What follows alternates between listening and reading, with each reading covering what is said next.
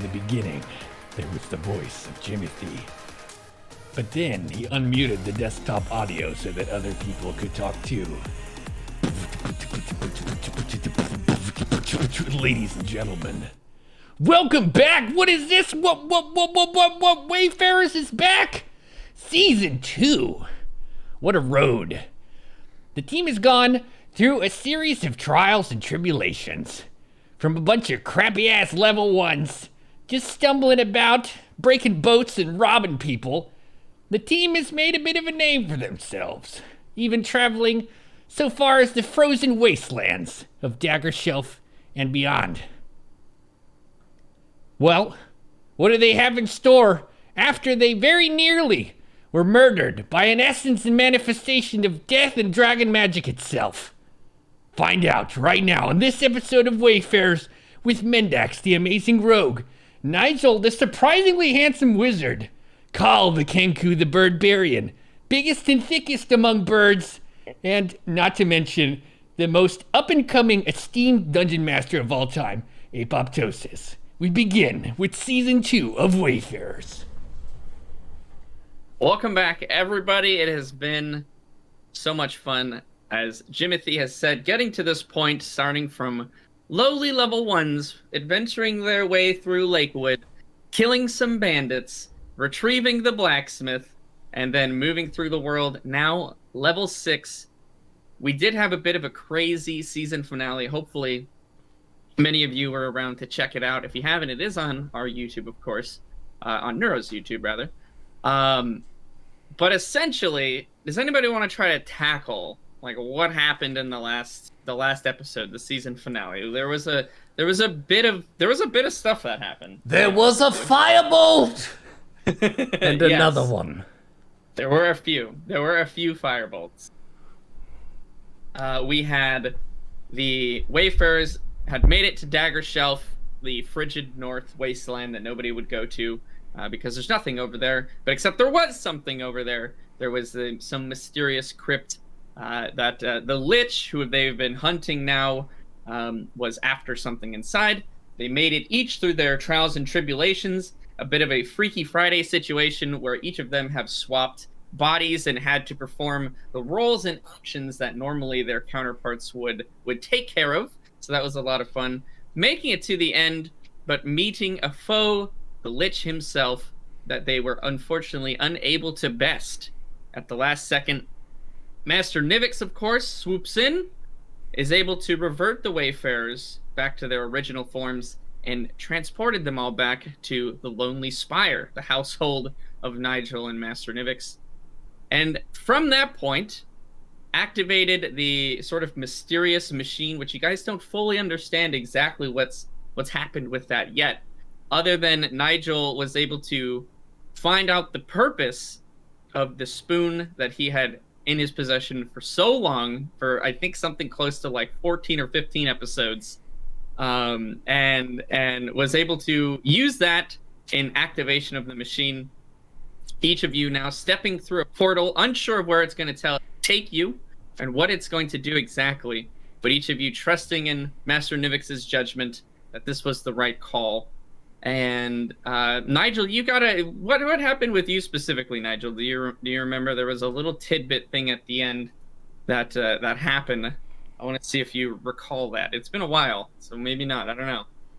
Yeah, it has been a hot minute, but so basically, I believe Kal and Mendax both kind of went through the portal essentially first, and yeah, had a little bit of I think it was kind of like a The Empire Strikes Back moment, right? Except not really. No, it was more like a oh crap, what's the movie? It's what movie did they steal this idea It's from? the one with I know it's Spock. It's Old yeah. Spock shows up to young Spock and he's like, "Listen here, young whippersnapper." It was so dad was me, but not my not dad was me. He thought it was weird to hug me, withheld his love. Turned out he was me, so I was withholding love from myself. It's even more of a mind screw. Could have just given myself a hug, since I knew what it felt like to not get many hugs growing up. But yeah, at the end of it all, we found out that he was me and I was him. So Nivix was me, but in the future of the past. But I don't know if it's the future of the past because my head can't really be wrapped around the whole thing right now. Perfect. That's exactly what I was going for, and it's exactly what I was intending. Can we break Yes, Carl. character for 2 seconds? Pig, your audio Yes. is at 200% in Discord and you're low. There's nothing we can do, but maybe you can do something. Testing. Is that a bit better? That's, I think good, that good. sounds better to me. that sounds better. Yes, whatever you Okay. do. Perfect. Yes, so we did have a bit of a revelation there at the end of the series that Master Nivix, who has been caring for Nigel all his life, was actually Nigel from a future version of himself or something. Maybe we'll figure out more about that later on. But right now, each of you have stepped through the portal, leveled up to level 6, and now are stepping foot through the other side. Can I just process this a little bit? Because it was a Yes, big yes. moment for a lot of us. This was a foe which we were pretty ready to engage in combat with, but there's always that assessment of maybe you're up against a level of danger that is orders of magnitude greater than what you believed you signed up for. And we are but humble adventurers beginning to build our story in the world, and this was a bit of a enemy that may be for a later time. So we made that tough decision to get out and to preserve ourselves and give ourselves another chance to fight him later on. And there was one moment that was really key for me. Whenever Nigel found out that that spoon had a purpose, I'm getting chills just thinking about it, because all those different shopkeepers and people, they looked it over and they said, it's just an ordinary spoon. And in the back of my mind, I was worried that maybe he did make a big mistake back in that vault and just get something really dumb. Because we've all made mistakes. And I was worried the whole time. So when I saw that spoon actually had a utility, it was a huge weight off my shoulders that Nigel, he wasn't actually a dumb wizard, that he actually had some smarts in him. And despite everyone's doubts, that people said keeping that in your underpants is going to ruin any magical properties, but it didn't. It worked perfectly. It completed the machine. It didn't affect the magical integrity at all. Yes. Actually was the safest place.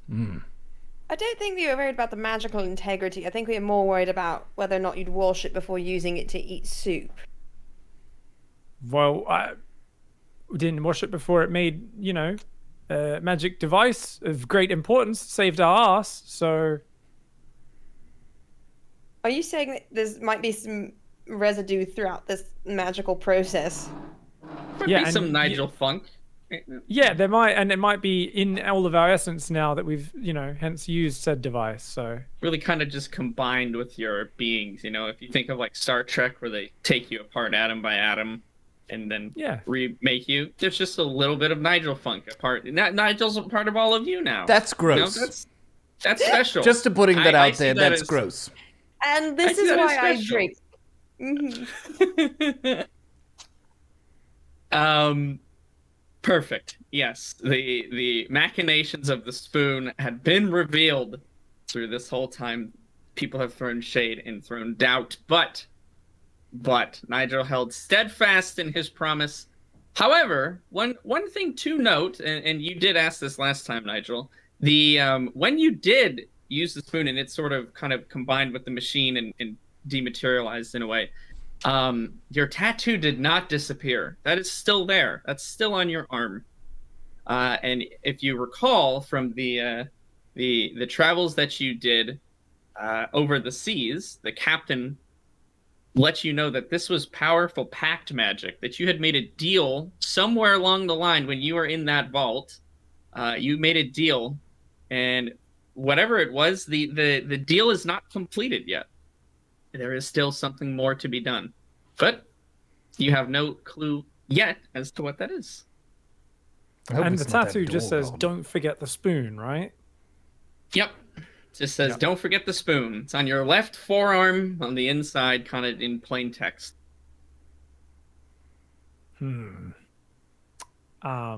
that's also, I think, where I felt the pain previously when I was separated from the spoon as well. Yes, that is correct. cool. So hopefully there's no pain now when you now that it's gone.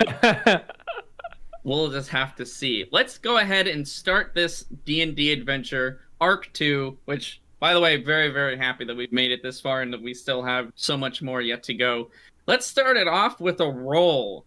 Can we each get a strength check, please? What a way to start another session D&D. Right. Get a good D20. How strong are these players? I rolled a solid 14. And That is solid. Well, I don't want to brag, but I did spend the break working out very hard, which is probably why I rolled a natural 20. Woo! Starting the session off with strong. I like it. I like it. Hecking go, boys.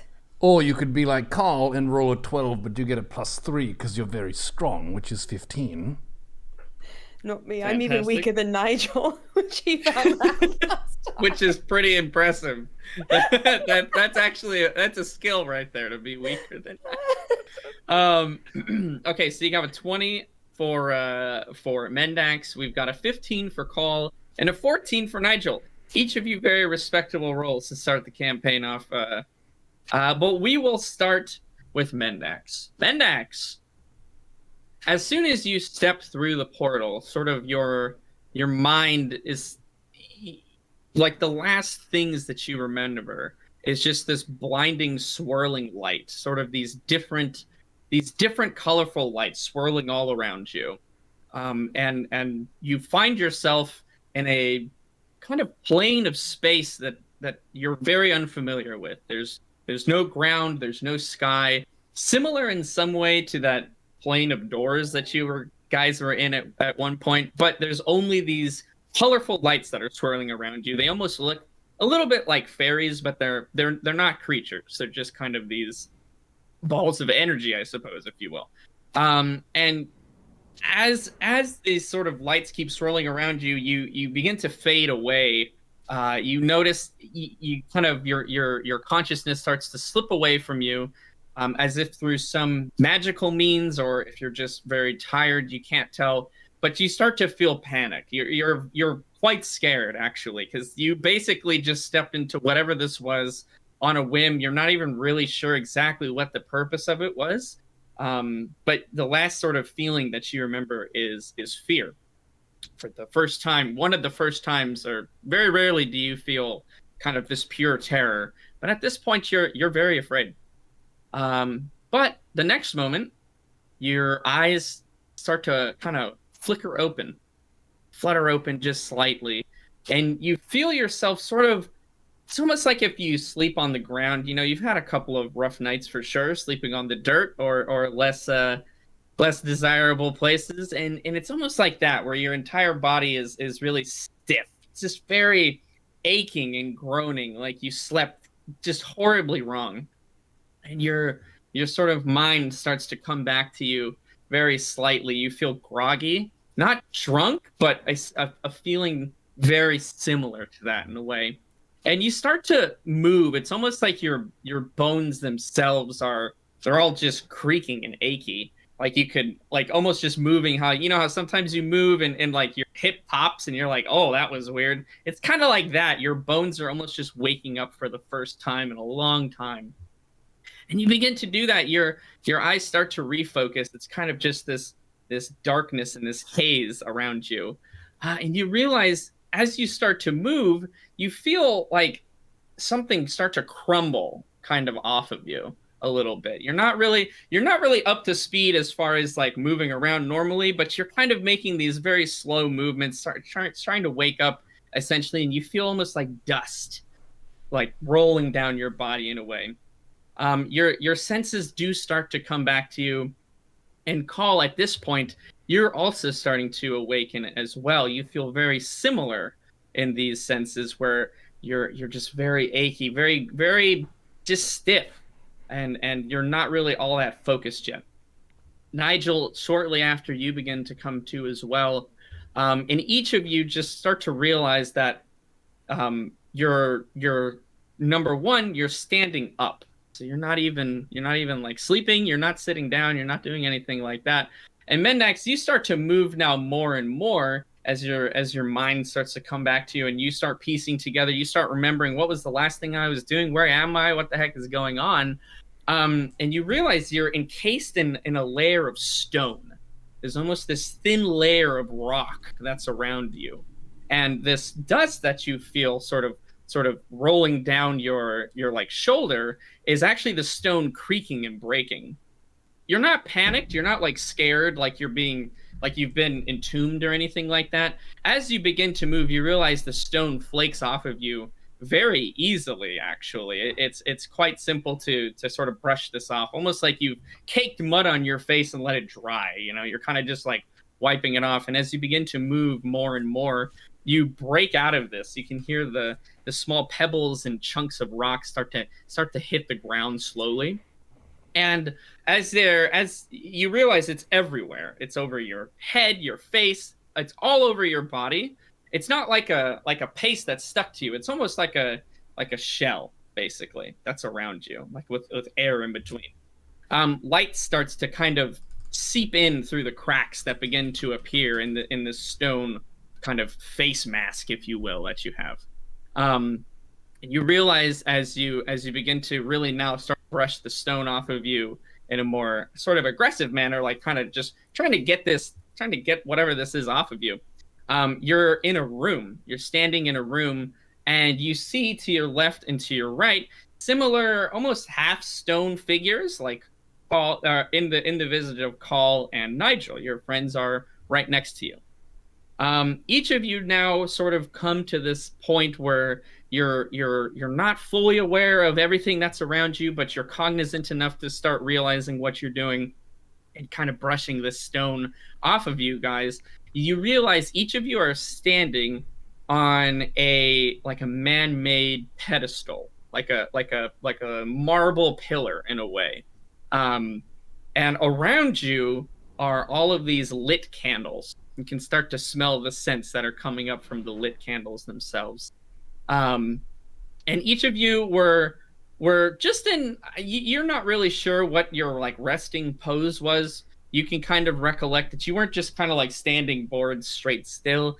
It was almost like you were moving, or a little bit of a frozen in carbonite action maybe. I got it. I'm a whiz when it comes to charades. I mean, come on. And you each start to really break free. You've basically dusted all of this rock off of you, and you're trying to get a sense of your surroundings. Each of you roll me a perception. Oh, I casted way too many firebolts last night. Ugh.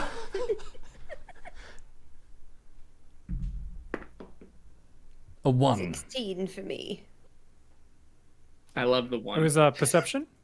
Yes, perception check. So add your perception to all these rolls as well. 19. Okay. We got a 19 from Nigel, a 16 from Mendax, and Call, you rolled a 1, yeah?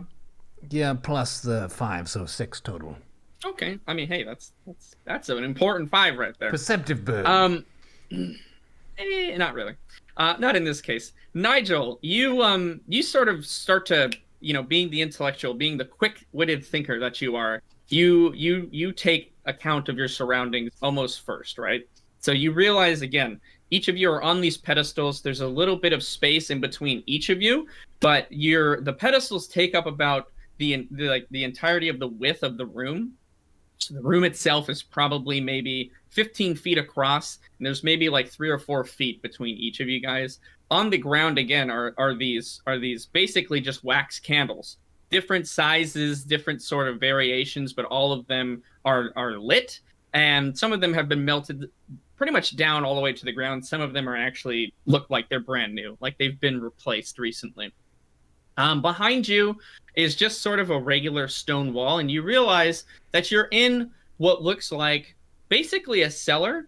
You're not 100% sure, but there's no windows, and it looks like it's been carved out of the earth with some supporting beams to make sure that there's no cave-ins or anything like that.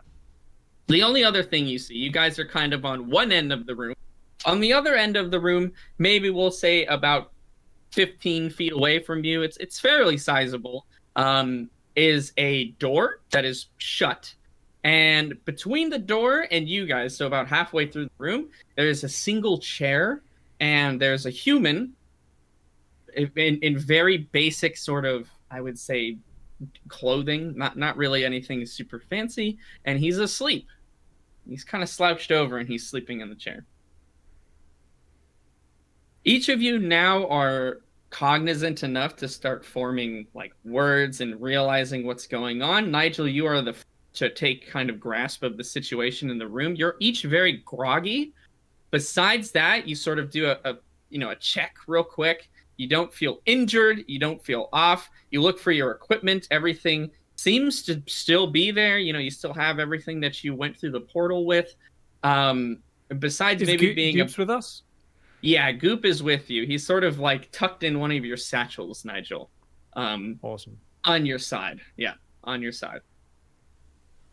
So yeah, you guys are kind of with it, maybe a little bit dehydrated, but that's about it.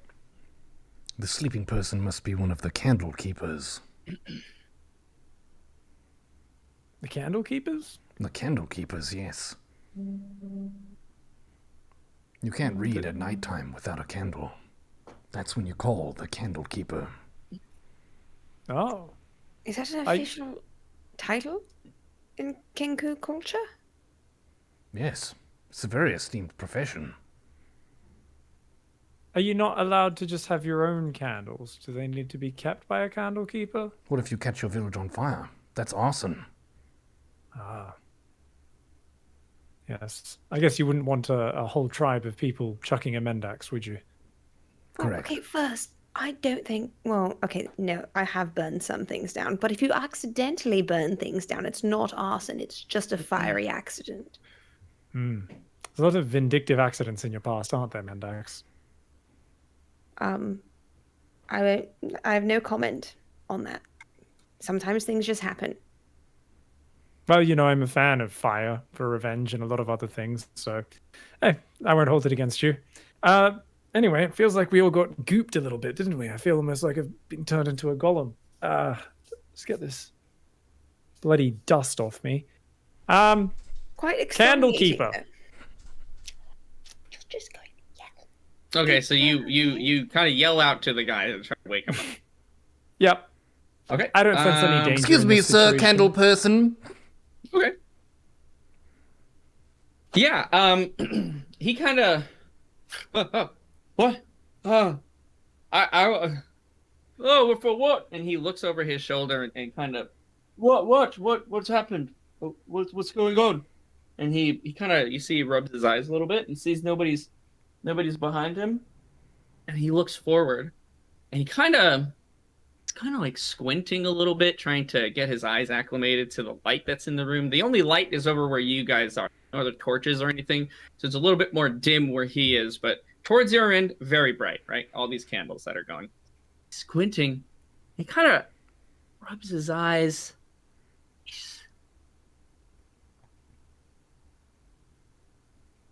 No way. No freaking way. I don't believe it. Are you joking? Are you freaking joking? You don't need to make such a big deal. He's just a Kenku, okay?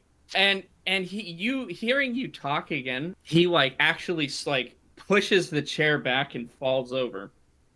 He falls over to the side. The chair sort of crashes to the ground, and he's scampers his way up, and he's looking at you, and he's not running, but he's rushing to the other side of the room. And he's looking for the door, and he's still just basically yelling that. I can't freaking believe it. I cannot believe it. Wow. And he's looking for the door, finds it, opens it, and runs up the stairs. Shit, should we go out? No, should we go after him? Who's he?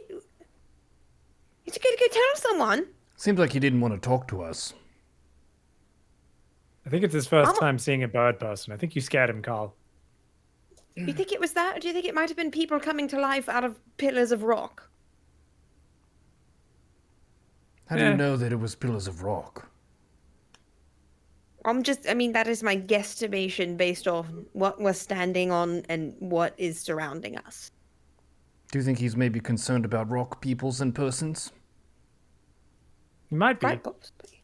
Goop's adorable though. I don't see why anyone would be scared of Goop. Goop is the best. Goop is the MVP, especially with a little ascot on. Adorable. The best. Yeah. And sort of as you guys are talking and off on one of your tangents about usually nothing, actually, there's multiple people enter the room. You can see that over by the door there's stairs that go up. So you see, you hear sort of the echo of footsteps coming down those stairs.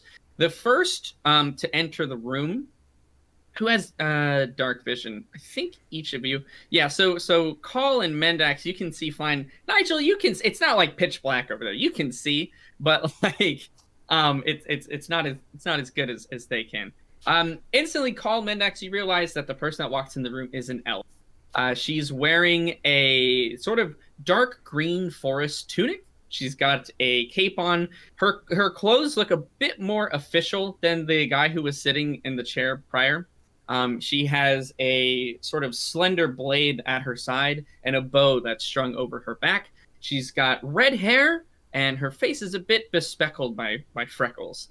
She's by no means like dirty, like she's been out working in the muck and the grime, but she's not as pristine as elves normally carry themselves. I will say that. It looks like she might be a soldier of some sort. She is the first person to enter the room.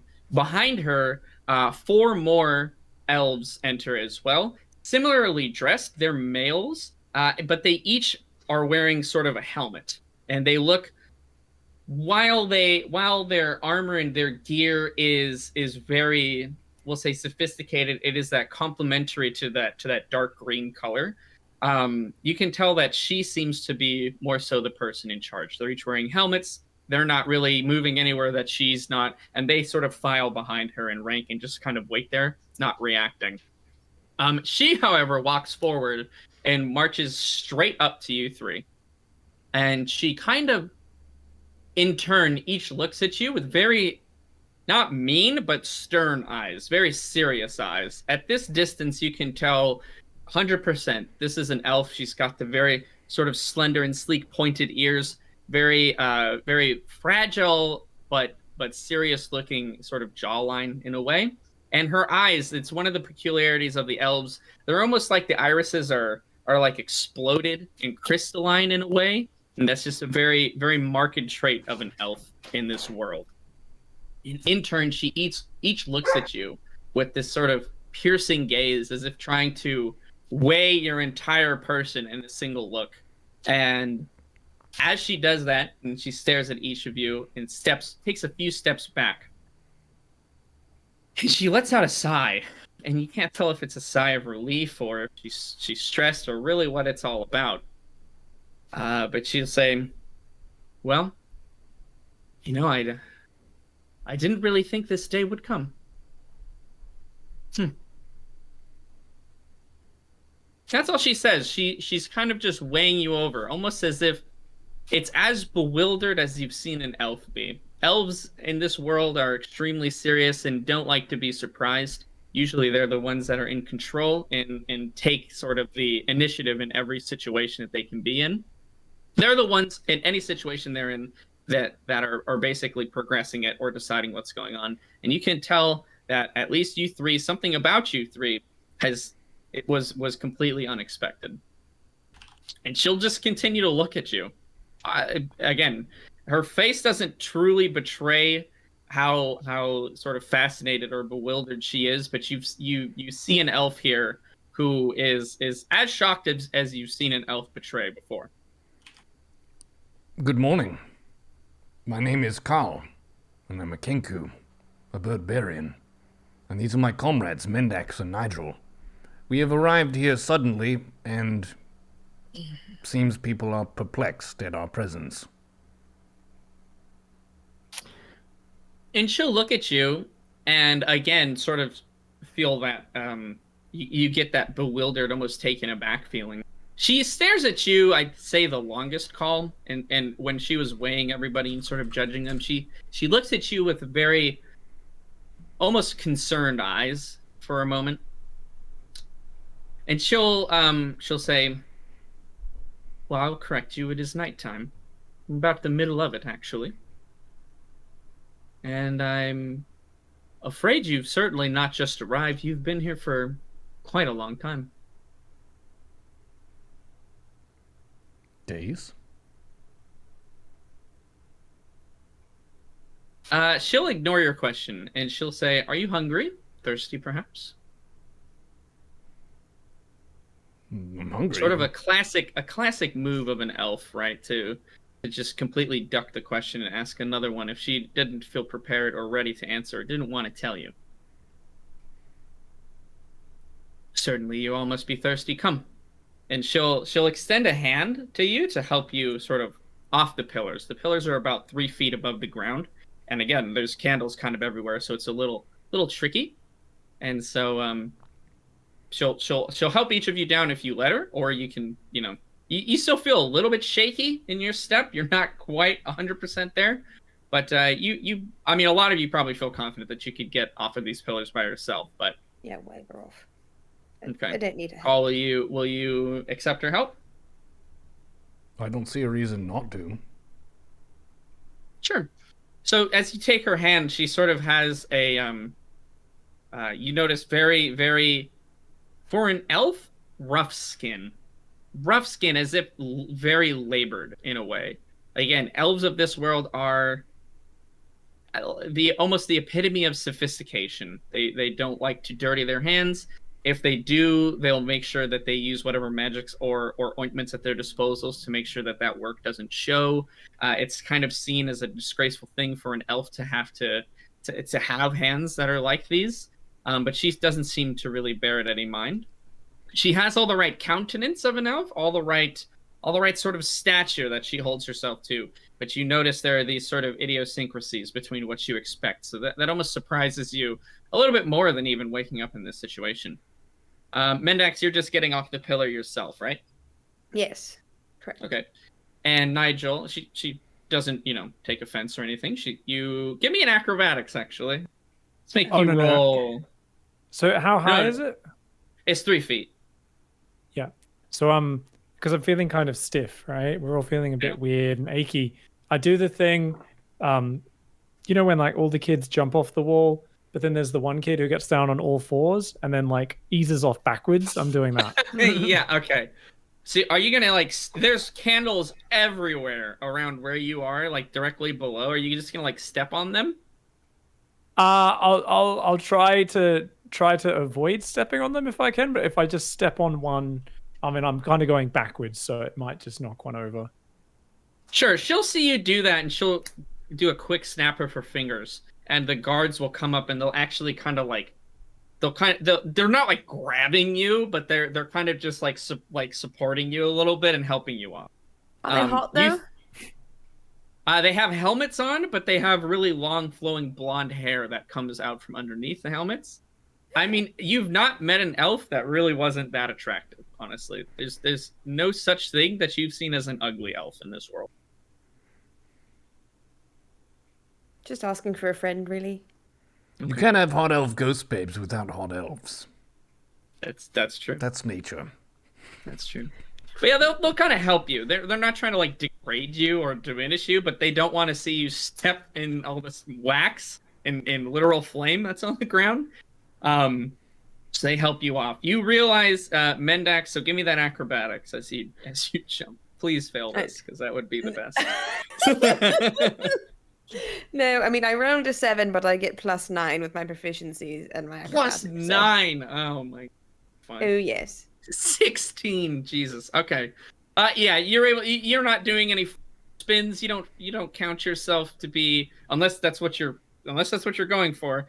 You're just kind of doing a quick hop off of that. But even that, you feel you weren't 100% confident. You land it, you stick the landing, but you notice ooh, okay, good thing I only went for just a quick hop and not like a flourish like I normally do, because that would have not gone well.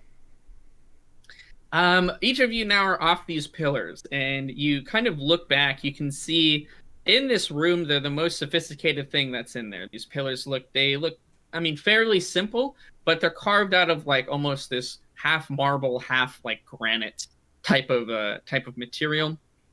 The pillars themselves have a very sort of square rectangular top, and it's very flat. It looks like they were well built, as they've been able to support your weight. Each of you guys, has quite a lot of gear and stuff, so that it looks like they're well constructed. The pillars themselves don't look worn or weathered at all. They look fairly fresh and new. We'll just say the female elf, the one that's done all the talking to you all so far, will say, "Come, let us discuss this further in my office, in my quarters." And she'll sort of turn around, make sure that each of you guys can kind of walk okay. The guards will follow behind you, not in a threatening way, but just in a just want to make sure you're safe and you feel okay, and that if you do stumble or fall, that you're not just getting up on your own. You guys, do you guys proceed? Anything you want to do before walking forward? Maybe like a little.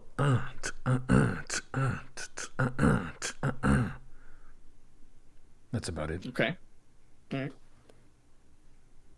It is done. Can I? I would like to pretend to stumble once, just to see if one of the hot guards, just just catch me. Yeah, sure. So you being very acrobatic, you know how to make something look convincing. Yeah, as soon as you start to kind of look like you sort of fake a trip in a way and stumble forward slightly. Yeah, silently, almost effortlessly, one of the guards from behind you is there and kind of just grabs your hand and has a hand on your back. Not like grabbing you again, but just kind of making sure that you don't fall and hit the ground. He doesn't say anything. You catch a whiff of almost like a low amount of perfume. You would have seen and interacted with elves before. You know that they are they're very, very careful about how they present themselves, and even, the smells that they have. Every elf uses a mixture of different perfumes and oils and things like that. This was quite subtle for what you would have expected an elf to smell like. Almost like it would just be like a regular human in a way, actually. So it's that actually is what catches you off guard in this situation. But yeah, he does catch you. He kind of just nods at you and helps you stand back up normally, and then lets go of you. Thank you so much. What? Can I ask? What is that scent you're using? He doesn't say anything. He doesn't say anything. He's not. He just kind of looks at you. It's not with a blank stare. It's not that he's trying to be rude. It's just in this situation, it's not his place to say anything to you. You get the feeling. Strong silent type. I like that. I'm just gonna boop him on the front of his helmet, and then keep walking. Yeah, it's a metal helmet. So you ching. It's kind of slightly, and he doesn't react. He doesn't do anything. He just kind of stands behind you like before and waits for you to proceed before he does. It's okay. I love a man that says nothing. So boop, I'll just keep going. Okay. Boop him on the nose and then keep going. Sounds good. Yeah, each of you now heads to the other side of the room. Female elf, who actually has yet to introduce herself, I realize, walks up the stairs. And you all sort of follow suit. Each of you walk sort of single file up the stairs, and the elves will follow behind you as well. As you start to approach, you see it's about, about maybe, we'll say like 15 to 20 steps or so. You begin to now take in air from above. You now feel the air from the outside. It is brisk and quite cool in a way. And it's very dark up there. You can see that there's some low sort of orange lights from inevitably what must be torches. Who of you would have gone up the stairs first? Okay, Call, give me a constitution check. Thickest bird. 11, Constitution plus 4, 15. 15. That's going to be good enough, but the air sort of hits you and it starts to sting. It stings your eyes, and as you inhale slightly, you notice that it's kind of almost peppery in a way, like it's foul. It's not a welcoming thing for you. You smell sort of undertones of ash and smoke throughout the air as well, but there's something about it that just makes it feel almost rotten in a way. It's not putrid. It's not completely disgusting, but it's just it's very uncomfortable, we'll say, is the best word for it. It's very at the forefront of your mind. And each of you, as you start to walk up the stairs, you sort of get choked up a little bit on sort of this, oh, what is that? It's almost like there was like a fire nearby, but also something more underneath that you just can't quite put your finger on. By no means does it make you buckle to the floor or drop or anything like that. It just really catches you off guard. You didn't expect for the air to sting like this. So you'd put it in the category of surprisingly unpleasant. Yeah, that would be a good category to put this in, for sure. Carl, you reach the top of the stairs first.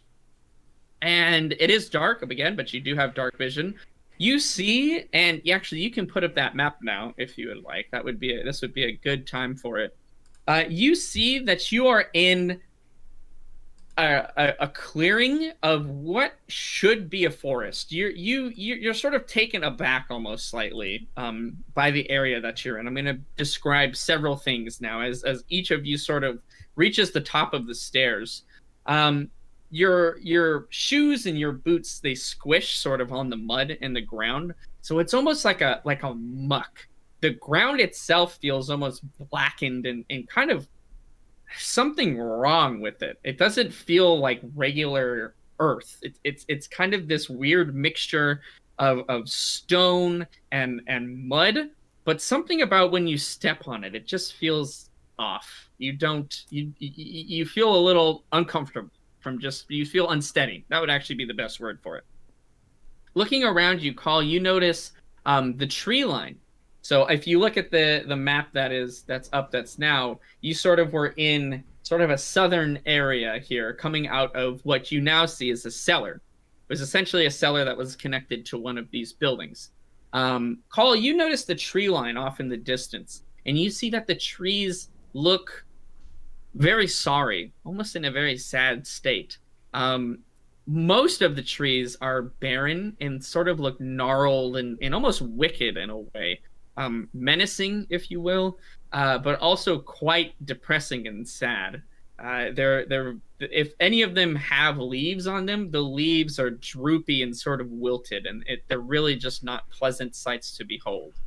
Mendax, you notice the buildings and, well, we'll say the buildings, quote unquote, that are around you. Behind you, the building that you guys have just maybe come up from underneath, it looks ramshackle, broken down, and disused. It looks like it hasn't been seen, any sort of foot traffic in a very long time. The windows are boarded up, and it looks very heavily damaged. Around you, there are other similar sites. You see that there are some buildings that have actually been burnt to the ground, and it looks almost in a way fresh. Not that the fire is still going, but that the rubble hasn't been cleared. It looks like there's, half put together houses with just large burnt areas around it where maybe they were able to put out the fires faster.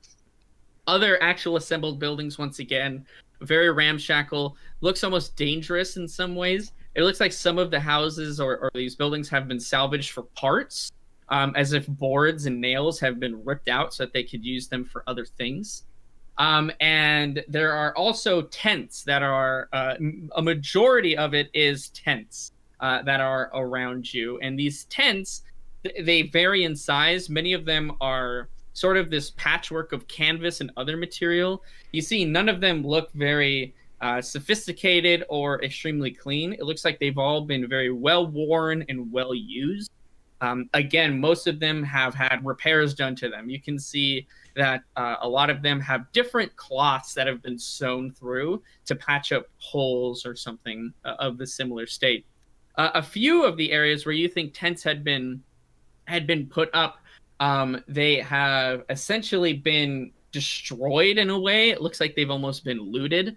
They've sort of been trampled and maybe parts have been taken from them. And we'll say that that's the first thing that you really notice about the area. Nigel, you sort of take note of the people that are in this camp. And you see that there are, for one, not many. They're sort of scattered about in pockets, most of them in tents. It's very quiet. There's not a lot of activity. This is not a bustling trade town. This is not some major city like the ones you've been to before in your youth, Nigel.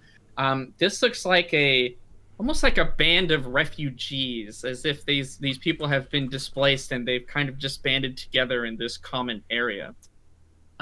You see all sorts of different races that, not necessarily that you wouldn't normally see together, but do strike you as odd. You don't normally see, for instance, a lot of elves hanging around with other races such as orcs and gnomes and things like that. Elves, again, very sophisticated, almost to I will say, a tinge of racist in a way, where they believe that they're a bit more superior than everyone else around them. Certainly to other races that inhabit the world, but many of them are intermingling and chatting with other races that are in this camp. We'll say a majority of them that you see do seem to be elves, which strikes you as a little bit strange. You've not spent much time with the elves, Nigel, and it's rare to see such a congregation of them, except for in one of their major cities. But again, there are other races. You see dwarves, you see gnomes.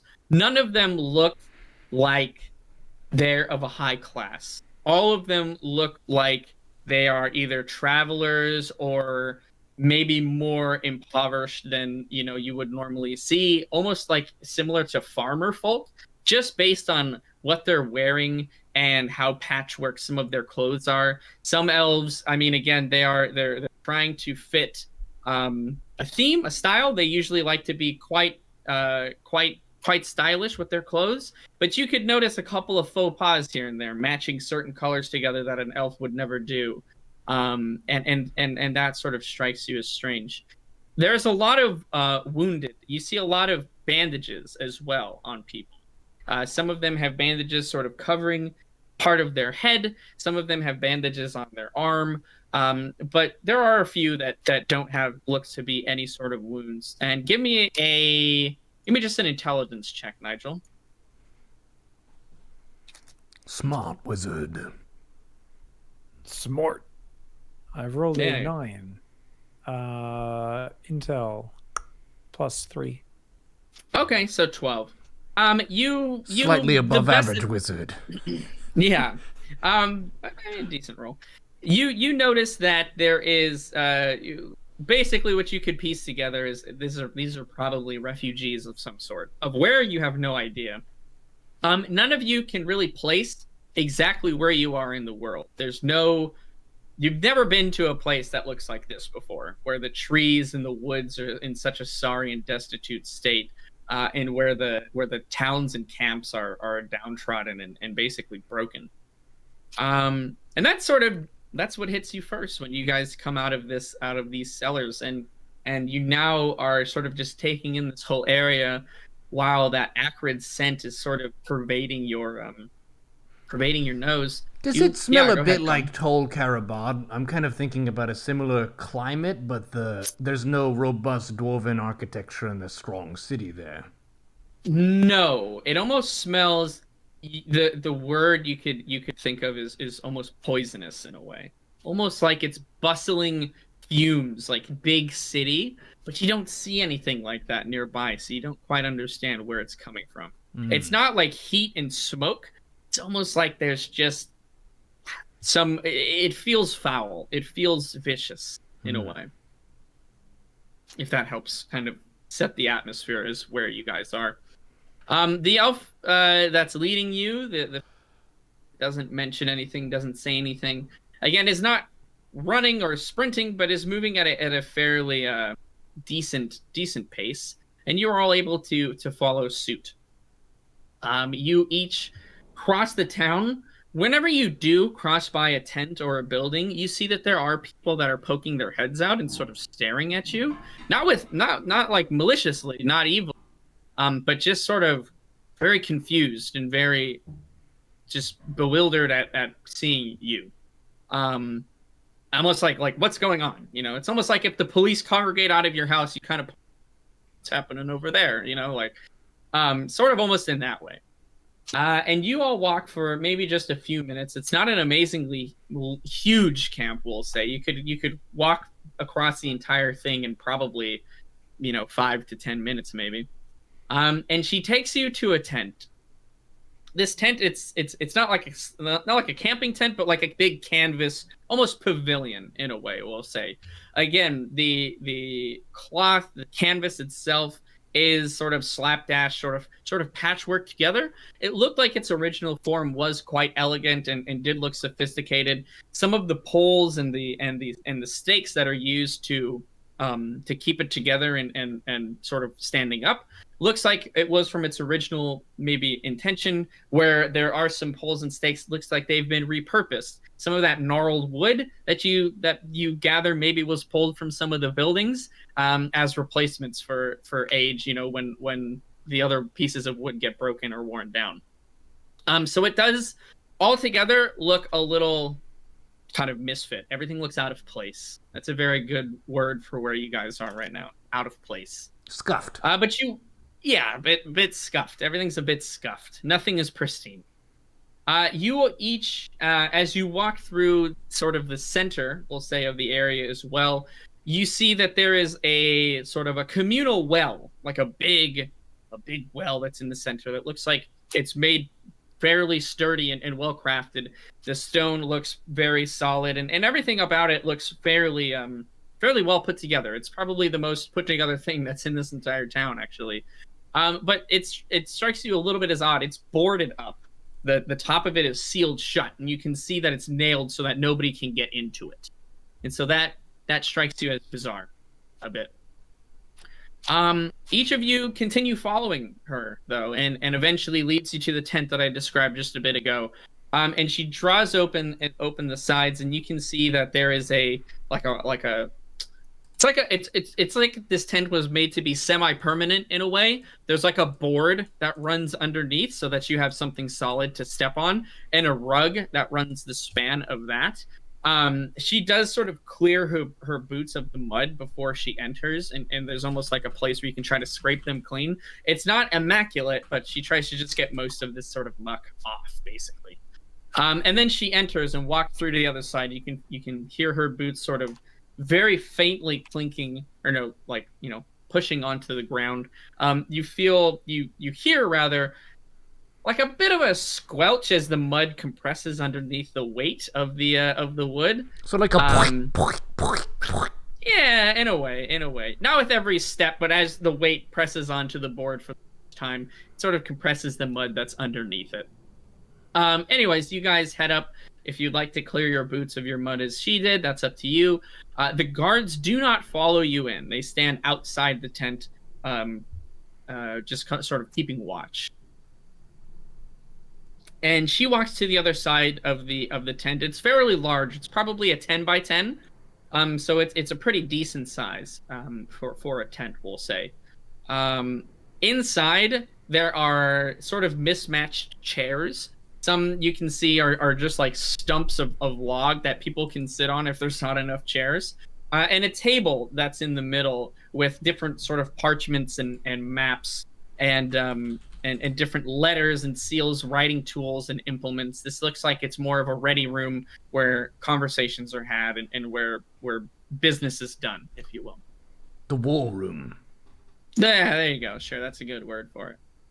But she'll sort of walk to the other side of the table, and she'll say, "Well, please grab a chair. I don't know. How do you all feel?" is sort of her first question. She sort of doubles back on herself and asks how you all feel. As she does that, you can see she's pulling out 4 glasses, goblets, glasses. Again, a bit mismatched. None of them match together. And she grabs a sort of a flask, like a leather skin from out underneath, and starts pouring water in each of them. However, you notice on her first pass through, she only does like a little bit of water, like definitely not even like half of a cup. And she kind of goes to cork the flask again and uncorks it and drains the rest of it into 3 cups. The 4th cup, she leaves sort of just that little bit of amount, and she puts more water in the 3, handing them to each of you and sort of placing them across the table. She puts the flask away and sits down with her own. She lets that question stand. How do you feel? My instincts have me a bit concerned with the air being so gross here. Not to offend any of your local flora, whatever climate this is, but this place smells bad to me. She doesn't say anything. She just kind of nods her head. She'll look to Nigel, Mendax, if either of you would like to input anything into the situation. Yeah, if you want to, or if you'd like to remain silent, you can. I think I'm just going to remain silent because I am definitely confused and I don't know what the hell's going on or who I should be trusting. So I want her to give me more information before I give her anything. She not, kind of understands that you are all sort of taking in where you are and what's going on. And she'll take a sip from her water, a very short one, very small sip, and she almost like runs her hand through her hair as if unsure of what to do. That's kind of the vibe that you've gotten from her, is she was not expecting what is happening. You don't know what's happening, but she's not expecting it. She almost looks as bewildered and confused in a way as each of you. And she'll let out another sigh and she'll, I wish the seer here were to explain, but I suppose I'll have to do my best in her absence. I'm sure this is strange to each of you. I'm told this used to be a wonderful place. I don't know if any of you have been here before. This used to be the great forest of Iliaris. And upon saying that, each of you actually know, if you had looked at the previous continent map that I gave you, Iliaris is the home of the elves. It's a great and sprawling forest, magnificent, sort of almost enchanting in a way. Trees that towered above cities even. And north of Lakewood, you could actually see the trees from the great forests of Iliaris, known for its beauty, for just how lush and vibrant and green it was. And so she says that to you, and you're each very, very confused. And she'll go on, and she'll say, I don't know the most gentle way to put this, but you've all been here for a very long time. I mean, a very long time indeed. Tell me what you remember.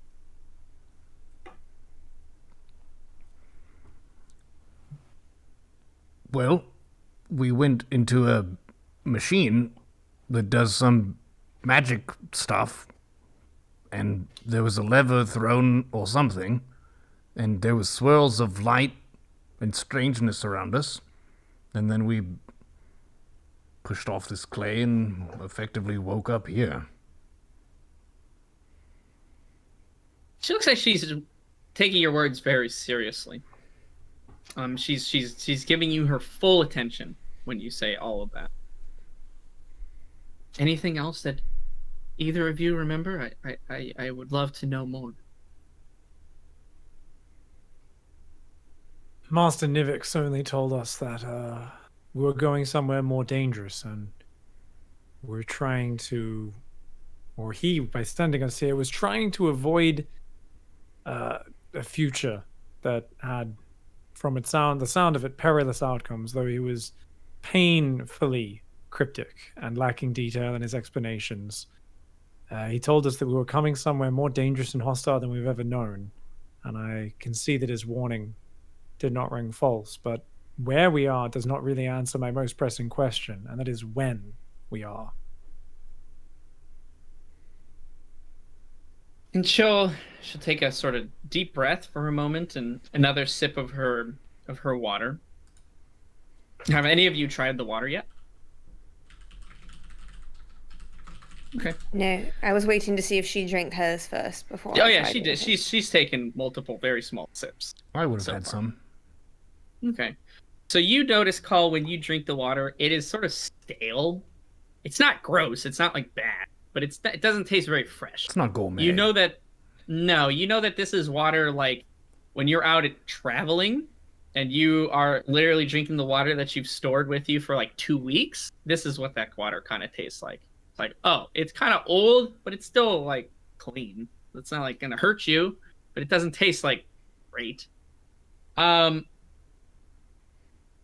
And as she sort of just kind of you gather that she's trying to gather her a guard will come in, and on the table he'll sort of round one of the chairs where you're sitting, Mendax, and puts a tray down like almost like a board, and you know from I don't know if it would be from experience, more so like rumor, that elven hospitality, when you are one of their guests, is the best in the land. There's no finer a host than an elf, if they do accept you as their guest. That's the hard part. And this tray kind of looks a little scarce in a way. It's got some different types of breads and maybe some just sort of sliced meats and cheeses and a little bit of fruit on it, but everything, I think the best way to explain it, looks more pale than it should. The fruits that are on there, again, the board itself is very scarce. It looks like, okay, yeah, maybe this would be enough for about 2 people, but there's 4 of you that are there. The fruit that's on there is a little bit aged, let's say. It's not spoiled, it's not rotten, but it's definitely not fresh. The meat looks like it had been prepared, like smoked or salted in some way, as opposed to freshly cooked or something of the such. And the bread that's on there has a tinge of staleness to it, we'll say, which is very much so strange as to the rumored hospitality of the elves. And she'll finally speak, and she'll say, I truly am sorry. I don't know how else to say this. I'm at a loss for words for maybe the first time in my life. You have all been asleep for a very long time. I only know you're all older than me. And I've walked this earth for 400 years.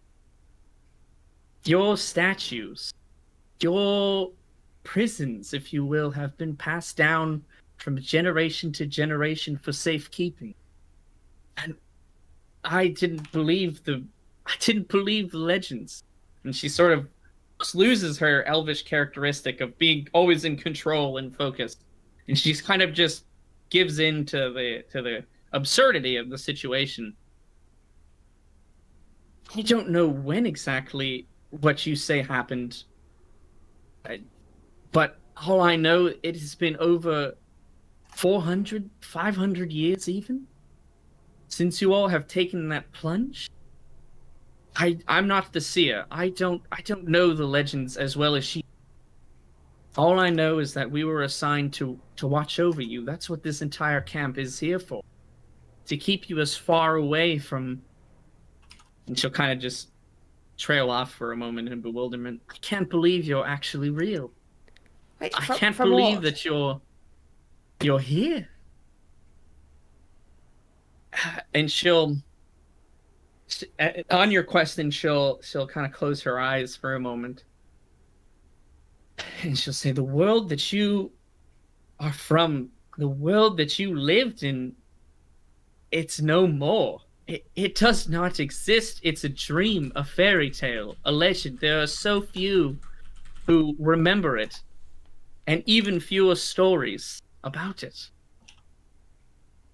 You said Master Nivix was the name of the one who sent you here, who performed this for you. He said you were coming to a much more dangerous place, and on that I must agree. You have come to the most hostile place there is.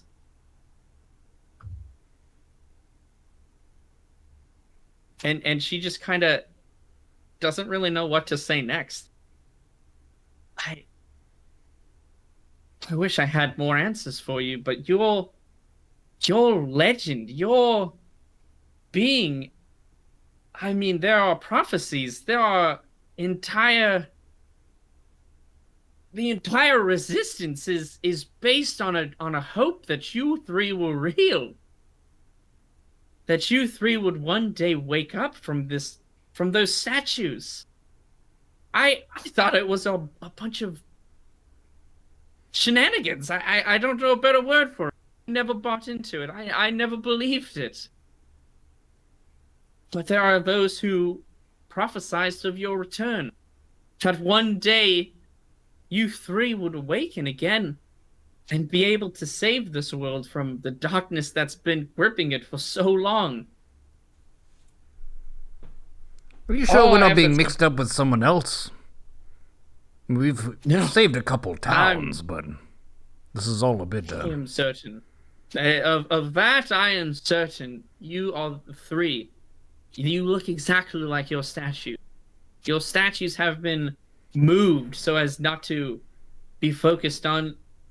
There are those out there who would, the entirety of the world, it seems, would be based on finding you. We've done everything we could to keep you from the eyes of the enemy.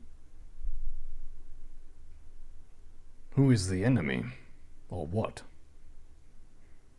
And she kind of like laughs at almost how absurd that sounds. Who is the enemy? The enemy is all around us. There are so few left of the resistance. There are so few left who are fighting for what goodness remains in this world. I guess the Lich is the enemy. The Lich who has controlled this land, this world, since I've been here. For the last 400 years, since I've walked this earth, it's been a struggle, a fight, a war that's never ended. And we're losing. The camp you see here is one of the last bastions we have. This is one of the few places in the land that is not under their rule, hide constantly.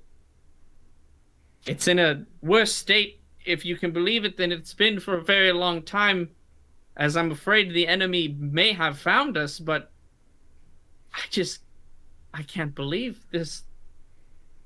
And she'll kind of gather herself. You can tell she's like rambling. Her words don't, she's like giving you half of the story because she just doesn't even know where to begin. And she kind of gathers herself again. And this camp is called Hope's End. And that's because this is truly the last bastion of hope there is for this world. You are our last hope. And I just can't believe that you're here. You're awake. How absurd. Do you have a bucket of paint? Because you're going to need to call it Hope's Beginning if we're not statues anymore. I guess so. For the first time, it's almost as if, and again, she's just lost for words. She just doesn't she's not forming her sentences in a way that makes sense to all of you. And she'll clear her throat. I'm sorry, I don't know what to do in this. I don't even think I've introduced myself. My name is Captain Goldwyn, one of the last elvish generals of the Lion's army. We're essentially all that remains of the resistance. We're scattered throughout the land, but this is, if you could believe, one of the most populated strongholds we have. And to you, this looks, I mean, to each of you three, this is less populated than Lakewood, one of the smallest towns there are in the world we've been to. You know, that town had easily at least 100 people. There's maybe like 75 here, 60, something like that. Really extremely underwhelming, the numbers that are here. I would be thinking to myself, we probably shouldn't tell her that we just ran away from that guy. Wouldn't be the best vote of confidence. And she'll just kind of be silent for a moment, as if she's sort of lost in her thoughts, just unsure of the next step that she needs to take here. So if anyone wants to ask questions, you're more than welcome to, or speak up or anything like that. I have a question. This Lich individual, if this is the Resistance, what do they have? Some government? Empire? Or is everyone enslaved? What is the world? The world is as you see. It's Scuffed. a hellscape. There, you either submit or you die. The towns that exist with people live under constant oppression and rule. We've done what we've could to free the towns that we have on our own, but their forces are too great, their number are too strong, our supplies are too weak. The ground itself is poisoned. The water that we have is non-drinkable. We are living off the last of our supplies. We thought this was the end. We didn't see a way to continue forward. I guess until you three showed up.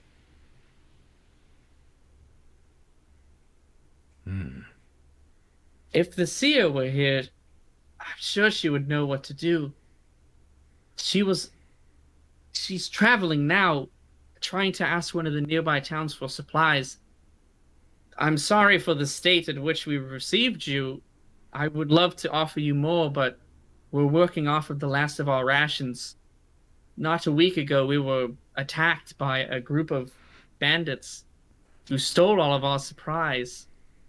We were outnumbered, and if we had even a fraction of the strength of the army that we used to lead, they would have been no match. But over the years, our forces have dwindled, either through, well, death or giving in, unable to fight any longer, and submitting to the oppression of this world to live.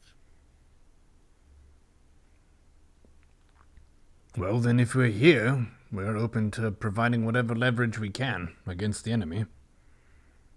We obviously don't know what's going on in this current era, so I can't lead you in that capacity, but we've got some muscle and some brains between us. Allegedly. Nivik sent us here for a reason. I can only hope us getting trapped as statues for hundreds of years was part of his plan, and an expected result, not something that came as a surprise. Why did he send us into the future? Why not the past so we could fight the Lich before he became powerful? Well, I think that's what he'd already tried, but by going back himself and sending us, but we failed in our mission. We weren't How did fast he go enough. back? Oh yeah, The so Nigel, mystery. your friends don't realize that Master Nivix was you. So that is something you're entitled to do whatever you want with that information. But that is information only your character has. Yeah. I'm not ready to share that yet. So Sure. Yeah. He'd already told me that he'd seen dark futures and was trying to avoid it. But as you know, we had no extra time for any details, and he was very cryptic. But we should put faith in him. I mean, he had definitely some experience and a lot more idea of how these magics work than I do. But this sort of oppression on the land, this blight, everything dying, the water going foul, I don't know where to begin. I think we need to go speak to this seer as quickly as possible, because I could set some things on fire. You great fighters, the two of you as well. We can cast some magics, but we're no match for an all-encompassing blight upon the land. I think we aren't going to be going out there and fighting anything head on. We need this seer's advice for what to do next. Now, if the bandits show up, I might have a word to say to them.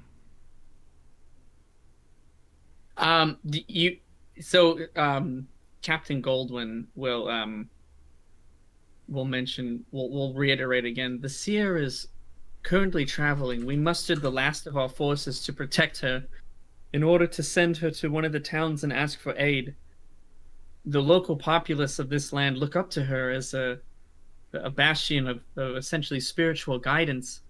And if there was anyone who would be able to receive any rations or supplies, it would have been her.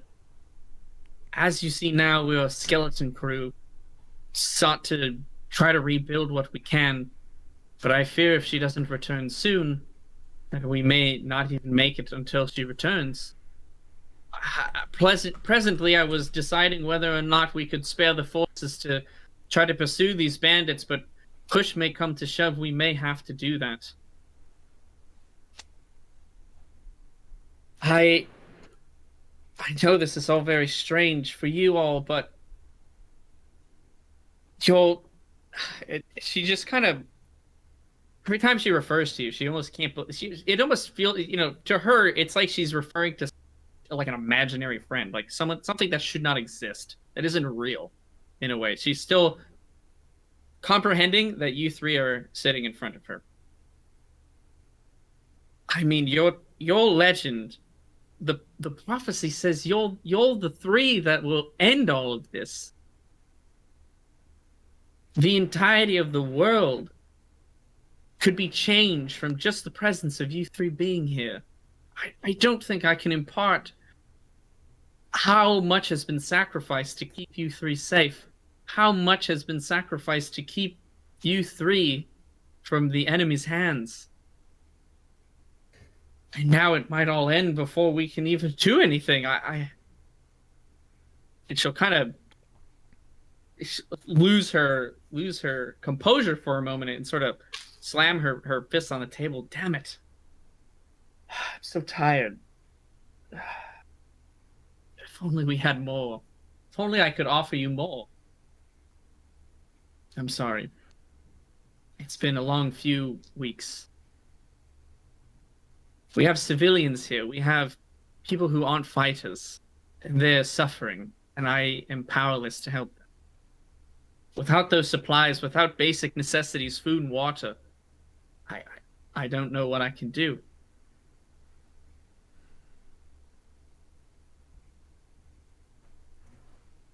Does Nigel have a conjure water spell yet? No, I don't think wizards can do that.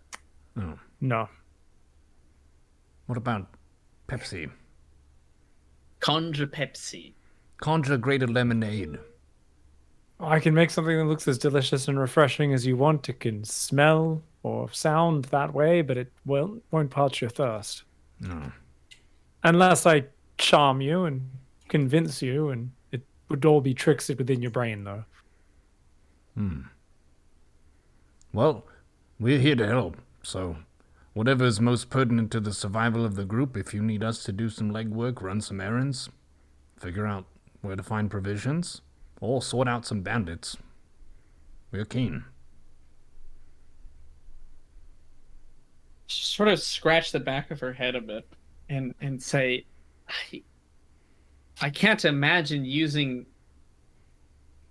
the power that you three must possess on something as mediocre, chasing bandits, but I just don't know. Certainly there must be a way. She kind of, again, keeps kind of scratching the back of her head, and you can tell up close now with the room lit the way that it is, you've had sort of time to study her in a way. She looks she looks tired. She looks exhausted. Like she has been working nonstop, struggling and just having a hell of a time for quite a long time. She sort of just rubs her forehead a little bit. I mean, I would lie. It would be a lie if I said I wouldn't I wouldn't appreciate some help. Maybe if you three really are the, I don't know, chosen ones? Maybe you three can really make a difference here. I can tell you where the bandits are. Yes, it would be very helpful, but I feel it's irresponsible. You three are supposed to be destined for greatness. For fixing the world that we're in. Are you sure? All things start in one place. Unless you think it's more worthwhile going after the seer. I mean, if the seer will be headed back here shortly, we might as well wait. Otherwise, we might miss her on the road, cross paths. If you know the direction of the bandits, we can go after them. At least do a small bit to secure some supplies for you and your people here. God knows we can tell that you need it. And Oh, rude. yes, I mean, maybe we're destined for great things, but without the seer's advice, we have nothing better to do, and going after some bandits that have taken you of your livelihood, that seems like it might satisfy us and give us a little bit more comfort being in this strange place once we get our boots on the ground. And she kind of has her head in her hand and looks very reluctant to accept this help. You almost get the sense that she doesn't expect things to just fall into her lap in a way. Like, this is not something of the usual. If you want to get something, if you need to accomplish something, you got to fight very hard to get it. And to have you three show up is almost just as perplexing to her. She can understand defeat and loss, but she can't understand, gaining something beneficial unexpectedly. Especially if what she's saying is true, something as apparently prophesized and legendary as you three. I mean, your tale, you get the sense, has been greatly elevated to where you're almost like you're like the heroes. You know what I mean? In a way, you're beyond anything someone can comprehend at this point. I had a question. Is there any writing about us? Whatever this prophecy might be, or is it simply oral tradition? And she'll clear her throat, looking like she welcomes the opportunity to say and wants to send you to go fight bandits. And she'll say any writing of you that is found is a death sentence. Mostly your tradition, your legacy is rumor almost at this point. It's a legend. There are a few who hold the stories of your past and of what the prophecy of your future is supposed to be, but the general populace don't even remember who you are. For a time, I've been told, you three were regarded as the saviors of the world, prophesied to awaken one day and do great things. But as the years passed and time moved on, people lost that faith. The only people left, I mean, again, this is the last string of hope that we had. To fight a force that monstrous, that titanic on our own at this point was just out of the question. We were doing our best to help people as we could and to free them from the oppression, at least for a time. But that fight had been dwindling and going sour for as long as we've been fighting it.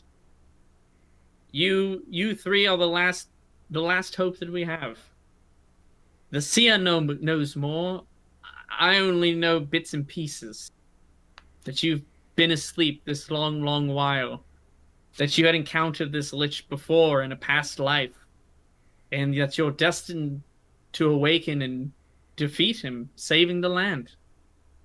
I thought it was just a child's story to keep them comfort. And sure, we had your statues, but those were just hunks of rock. I thought carved to keep the fantasy alive. I suppose it was hope that really kept us all going, but in the back of my mind, I always thought it was just a story. The fact that you're here, this changes everything. Well, we've woken up, but we haven't done the great deeds yet. Let's not get ahead of ourselves. And she'll kind of nod for a moment. Yeah, if you have any more questions, you could definitely ask her. She'll do her best to answer them for you. Do you want to know anything about the world, about where you are, anything like that? You get the sense that she doesn't know about this grand destiny, really, that you guys are supposed to have, other than apparently prophesized to awaken one day and defeat the Lich. Hooray. Do you know of a city named Tol Karabad?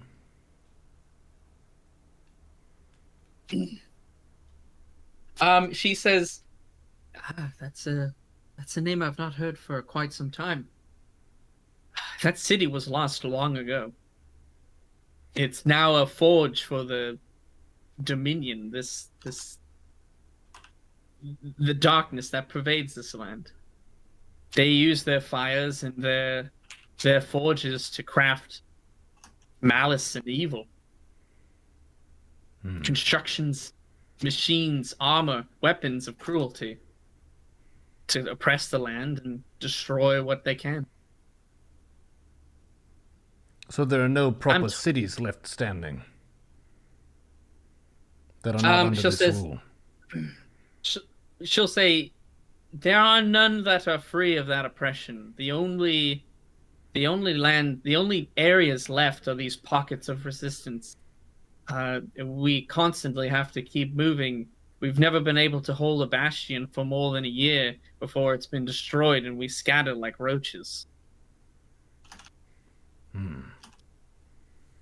So there's been no great design house of shoes and pants for the past 400 years that started somewhere a bit north of the Great Spire that somehow has made it this entire time. She'll kind of look at you oddly. I'm sorry, I don't know of any. But I don't know the land perfectly. Figures. I'm just going to sit back and pout. Well, we've got some fresh energy here. It seems that everyone here is downtrodden and demoralized.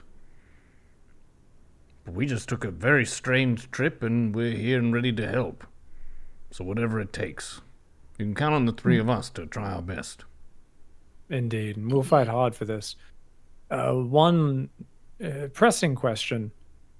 The frontline soldiers of this Dominion, is it mostly the previous species and races of this land, just those that were corrupted and enslaved and, put underneath the willpower of the Lich? Or are there other creatures that are his main armies?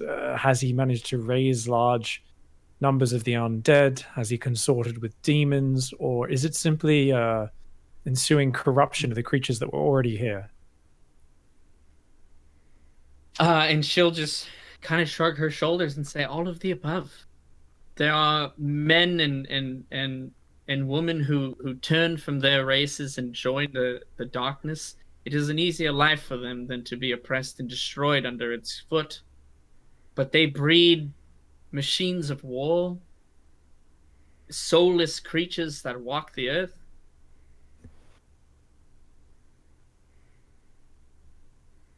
Wait for him to put his headphones back on. There we go. Soulless creatures that walk the earth. Machines of destruction and war. Demons, yes. Skeletons, undead, yes. But also man and woman like you and I. And Bird? It seems they have no... And she'll kind of lower her head a little bit when you say Bird. And Bird. And she'll look at you. She'll call you by your name, actually. I wasn't sure what to expect when you awoke, but the Kenku they're evil. They are all enslaved under his rule. They're mindless creatures that work away. There are none left of your type that are not under his dominion. You're the only Kenku I've ever spoken to in my whole life. I couldn't when you woke. I wasn't sure what you were going to do. And I'm in kind of a weird spot with the Kenku anyway.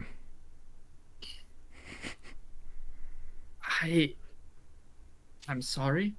I wish I had better news. Seems like this world's got a good bit of cleaning up to do.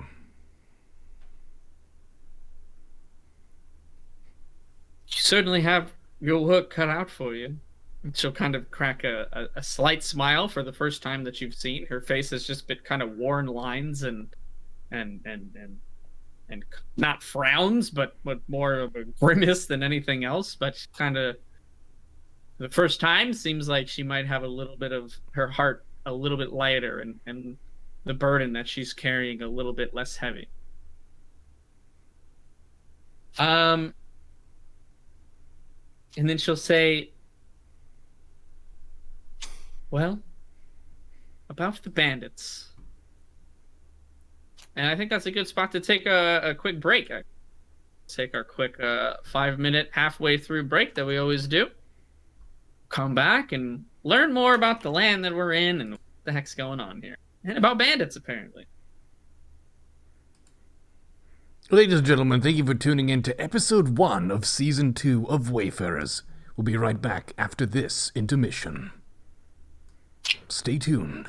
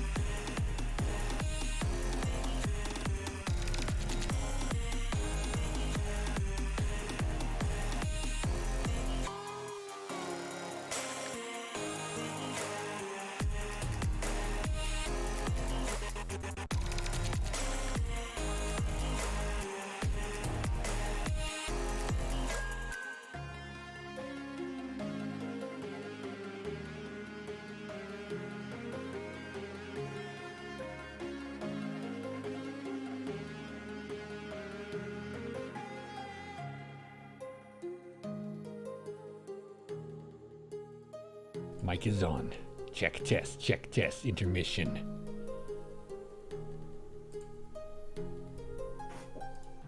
Oops, that's the wrong button. Ladies and gentlemen, we have returned with Wayfarers. We are beginning Arc 2, where the team has recently woken up from a stony stupor in some questionable basement with a candle guard. The team has realized the world is not like it used to be, and they are the chosen ones who were prophesied by some seer.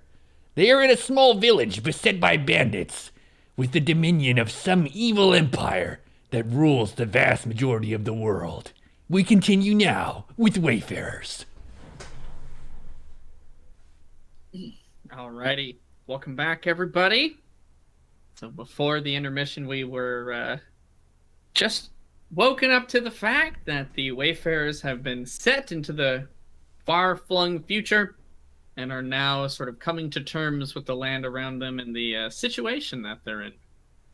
Before we go forward, actually, Neuro, if you could put that map back up, that would be sweet. This map is special, by the way. You will find out why later on, but it was done by the wonderful Flair the Bird, whose Patreon you can check out there in the chat. He does really awesome battle maps and is going to be doing some other cool D&D content as well. But yeah, Neuro, if you can put the map up, that would be awesome. That is going to be an important map for the season. Oh, sick. Because I can't see. I'm behind on the stream. I don't know where it is. Patreon.com/FlairsBattleMaps. That's patreon.com/FlairsBattleMaps, no apostrophe. That's the one. Well, let's get heckin' right back into it. So before we pause, there was a you guys were just about to talk about the bandits. And she'll go into detail a little bit more. She'll say, about a week ago, our camp was, well, raided, for lack of a better word.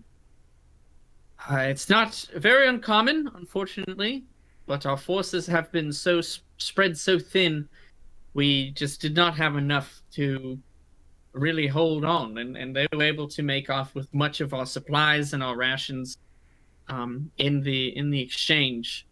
Several of us were killed, some civilians as well. We did our best to protect them and you as well. But we know some about their location. They came from the north. Some of the scouts in the area that have sort of tried to keep a perimeter around our camp have noticed some activity to the north in one of the in one of the sort of nearby caves. She'll point at one of the maps. I don't have this map, by the way, right now, but I will. And there is sort of a nearby, I guess mountain is the best word for it. It's not like a pillaring, skyscraping mountain, but it's a pretty decent chunk of land. And she'll point. It looks like actually a little bit more than that. We'll say 4 days travel from where you are all now. And she'll sort of explain that the woods are, as you see around you, decrepit. Nothing grows. Anything that does grow is not good. It's not usable. There are very few places in the land left that you can actually grow your own food or crops. But most of the land is blemished and sort of scoured, unusable for that sort of activity. The trees here are obviously worn down and gnarled and twisted, and they've been that way for several, essentially, centuries. Very It's Busey-esque. been quite a long time. Very Busey-esque, we should say, in a way. Let's not get back into that, though. Oh my god. That'll be another 2-hour conversation we'll have.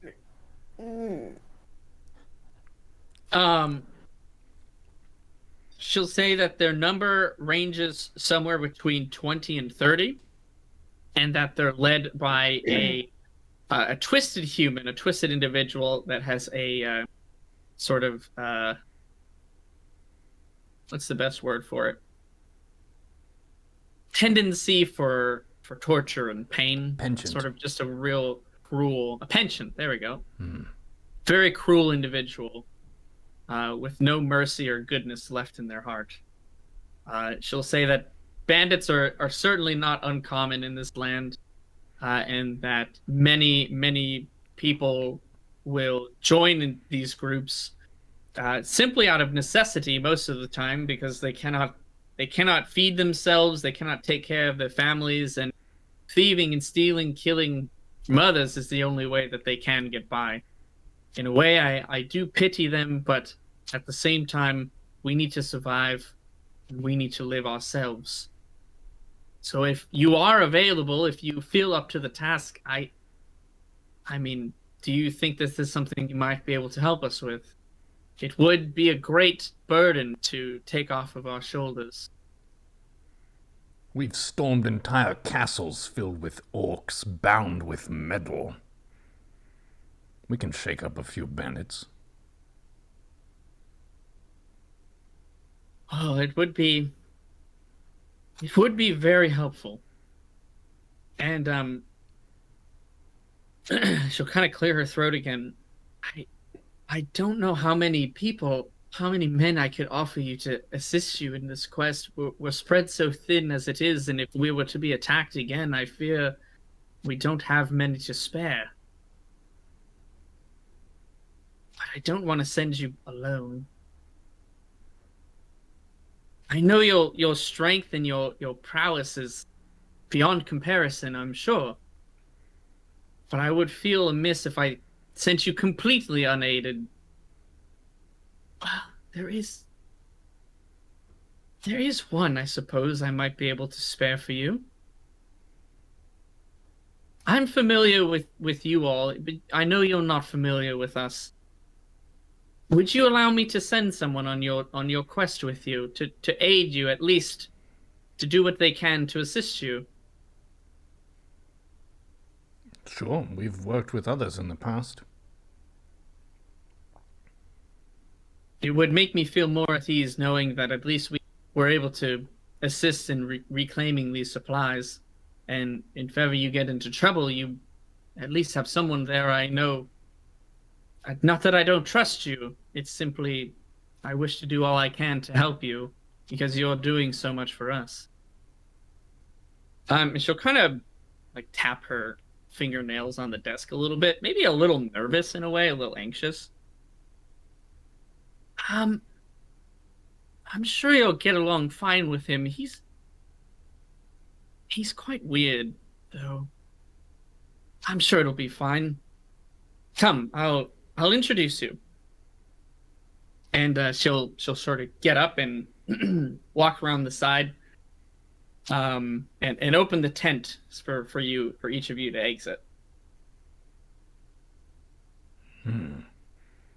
Whenever she said that this person is quite weird, we'd like to look at Mendax, kind of make eye contact, and then look at Nigel, and sort of nod. That'd be a good fit.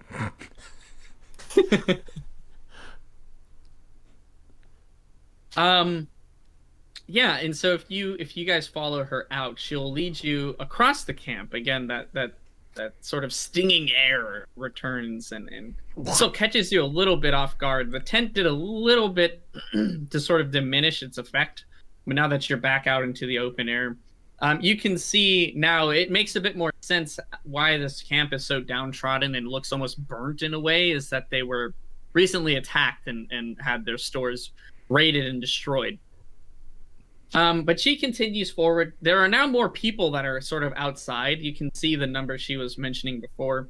And they're all kind of, they're not like just like staring at you, like, you know, like just making it super obvious, but you can tell you're being watched. Anywhere you walk, you're being looked at.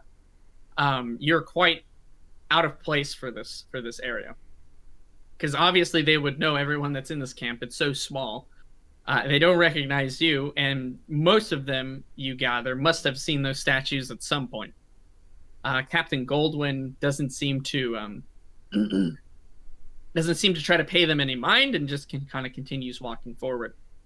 And she takes you to, it's sort of a very long canvas tent, And you can see that like on the top of it, there's sort of this patchwork, and it's like a red cross that's there. It looks like that's where maybe they take their wounded and the people that have been injured from attacks or get sick or what have you. It's a very long tent. You guys step inside and you can see it's not like a offensive smell, but you can almost it's reminiscent of that time you were in Tolkarabad and you had that little like ointment, that very sanitary smelled kind of stuff. It kind of it's a little bit better than actually the stinging air that's outside, so it's almost a welcome relief in a way. But it's muddled. It's not as pure. You can tell that it's a little bit more slapdash. It's a little bit off in a way. It's not quite that star treatment that you guys received in Tolkarabad. And there are several people that are in stretchers and like makeshift beds, essentially. There's a few people walking around sort of tending to the injuries that you can tell people are still recovering from this attack that happened so recently. And when Captain Goldwyn steps inside, the people kind of look over their shoulder, and again they look at you three kind of quizzically. Anyone that's walking around, everyone on the bed is kind of obviously, it's not really paying attention to what's going on. And she walks to the back of the room with you three in tow. As you walk past these injured, you can see that their wounds are pretty serious on some of them. Some of them looks like they have bandaged arms where maybe their arms were cut off, and same to go with their legs. Some of them have very major chest wounds that are there and large bandages that are sort of strewn around that. You can see that these sort of tinctures and ointments are being applied. Nigel, give me an Arcana check.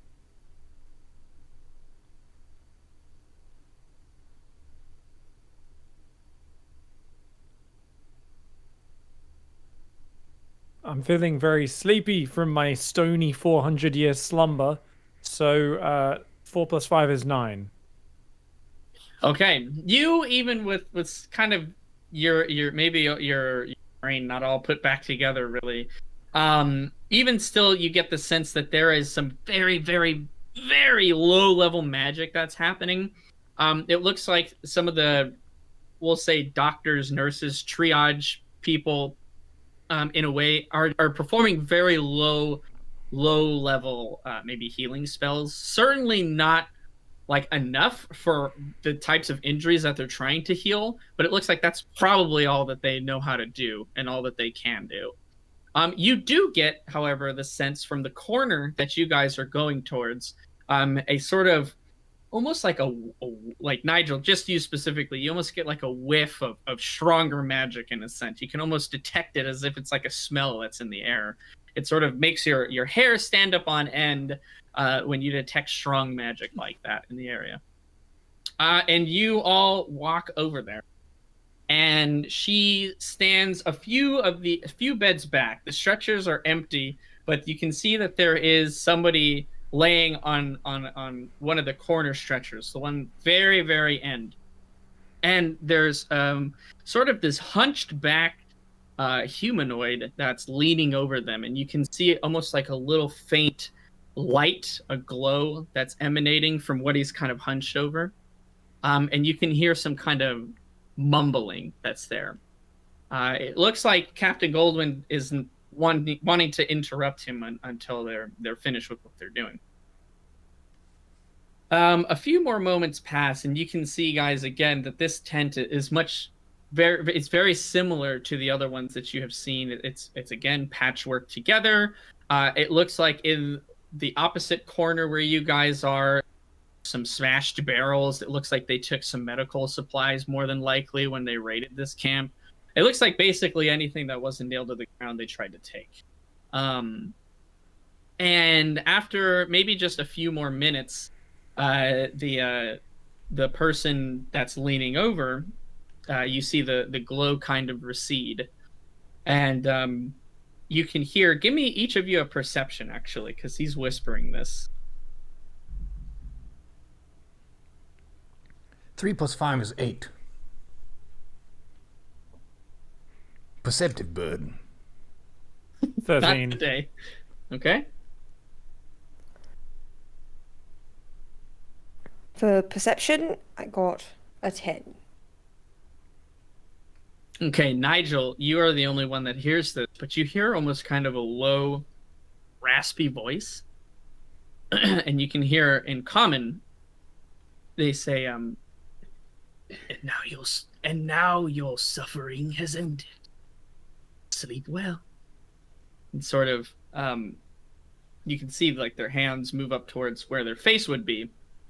And at this point, you see that their skin is like this leathery green, kind of oily and slick in a way. They're quite short and to the ground, and as they move their head back, you see these almost flappy green ears that are pointed. It looks like there have almost been bites that have taken out of them in some way, as if some creature maybe has it's been attacked before. It's wearing kind of like a white smock in a way, almost what you would see, triage kind of doctors wear, like a white headband and somewhat of like a makeshift mask that goes around the front of its face. But underneath this sort of cap, you can see some stringy, oily kind of black hair poking out from underneath. And you get the sense that the creature, or the humanoid, I should say, not creature, is probably shorter than about 4 feet.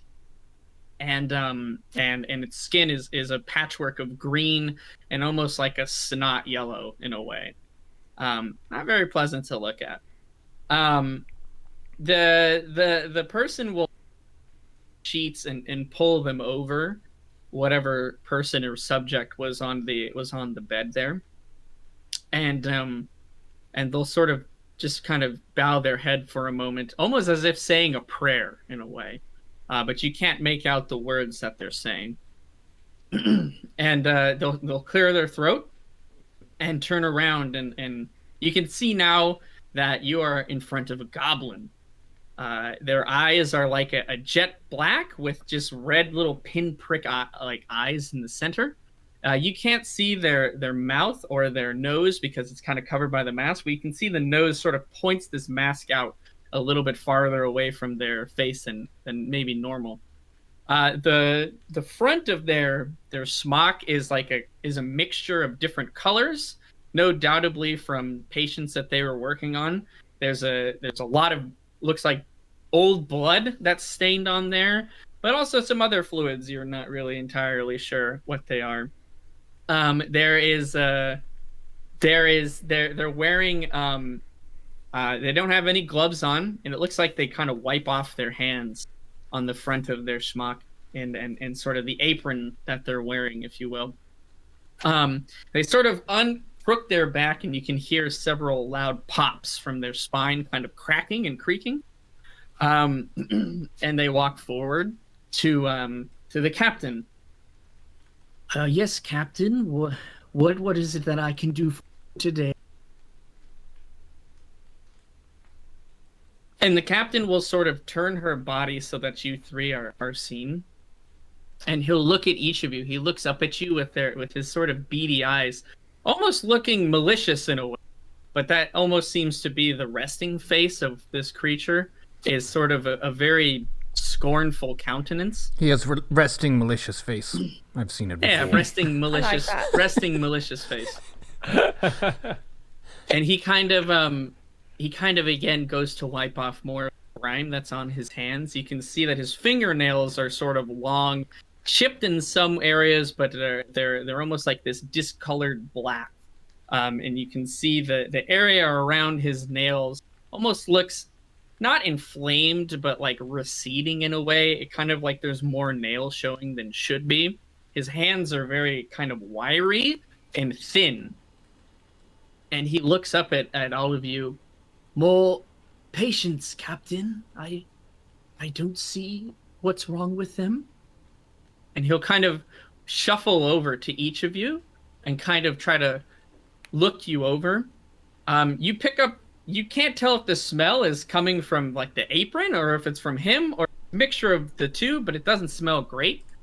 You can tell that this person has been healing patients for a while. And he's kind of looking you over, and who's in front, we'll say. Actually, you know what? Each of you just give me a d20 roll and tell me who rolls the highest. 7. 7. Oh. 7? I swear to God, it's a 7. Yes! All right. Re-rolls all around. No, we're No, all. we're walking Reservoir Dogs. We just side know by that side, this is it. perfectly This in is line. it. Okay. So the captain turns so that the goblin can see us, and we just happen to have a come together moment in a group hug. I see. Because we're all together. We're like, we've Right come a there. long way through time, Okay. traveling, That claymation, is all fair. of this.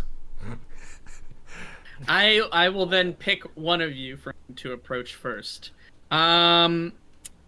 Mendax, he'll walk up to you.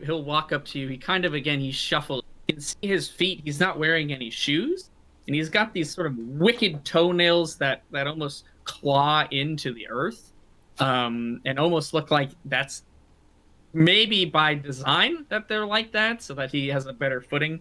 You know, hobbits have like hair on their feet and pads so that they can have a good grip. It's almost like this goblin has toenails that grip the earth as he Like walks along. Talons, I get that.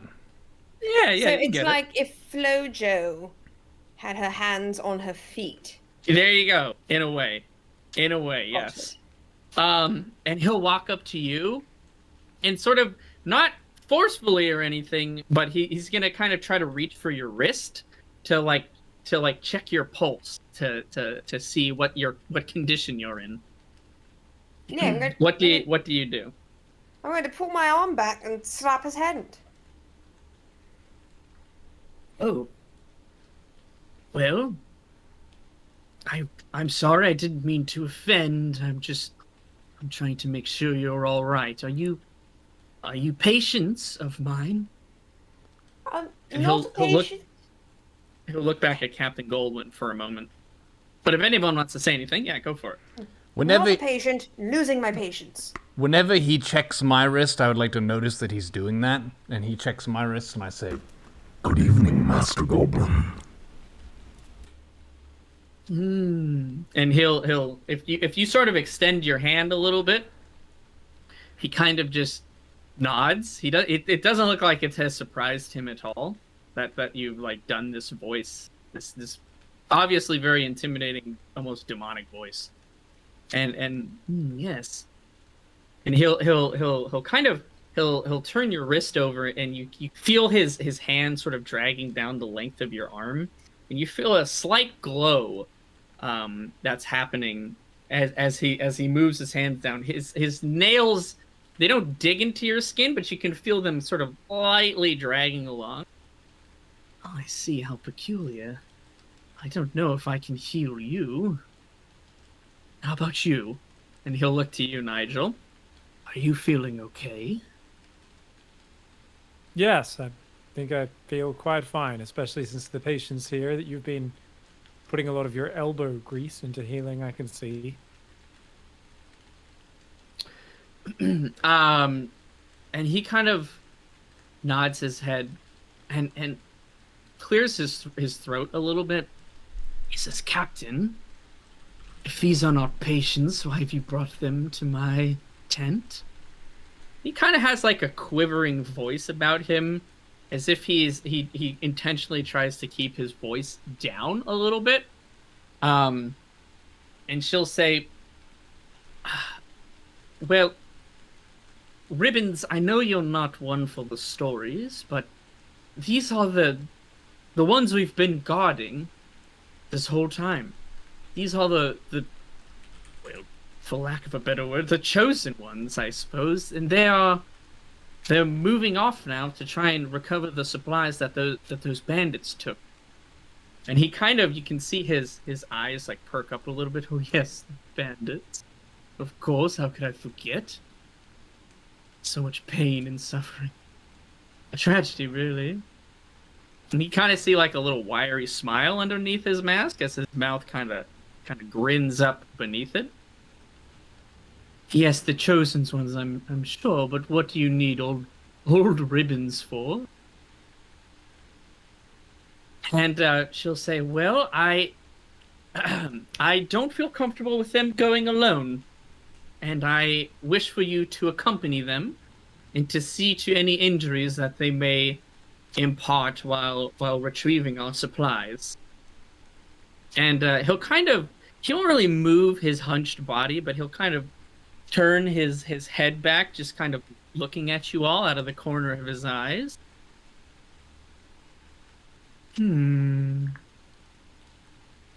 Oh, come on, it'll be fun. And he'll kind of like tap the he'll kind of like tap his schmuck a little bit. Well, if I suppose I could go, it would make the mistress happy, I'm sure. And he'll now sort of shuffle his body and look at you three again with these sort of almost ink wells of eyes, really just pure shade of black, almost as you know what like an 8-ball fracture is in someone's eyes. It's basically when the blood vessels in your eyes kind of explode and your eyes go black. It almost looks like that's what's happened to him in a way. You're not sure if that's meant to be like that or if that's I'm legit afraid to even Google that right now. Don't Google image it. Don't. Did you already do it? Scary. Yeah. Oh, Yeah, okay, it's well, like now I have to creepy. now. Yeah. 8-ball fracture is what it's called. It'll Let give me you know a the name of real this. sense. You know the name of this episode? 8-ball. What the shit? No! This is what demons look like in Supernatural. Throw salt at them. Yeah, I'm glad I could. I'm glad that I could really impart the visuals of the scene. So he's not conventionally handsome. I mean, maybe not as far as you guys are concerned, but he might be quite the looker as far as goblins go. Yeah, for common louse maybe, and other parasites perhaps. Oh, wow. Are you equating louse? Like a louse with a goblin? Yeah, pig. Is that what you're doing? Out of curiosity. Greasy habitats, yes. They're known to Wow. enjoy. Yeah. Oh, Wow. okay. Okay. I mean, he said some sus things about Kenku as well, which is learning more and more about Nigel. He was Some greases are homeschooled. He didn't get as greasy, much some are practice. feathery.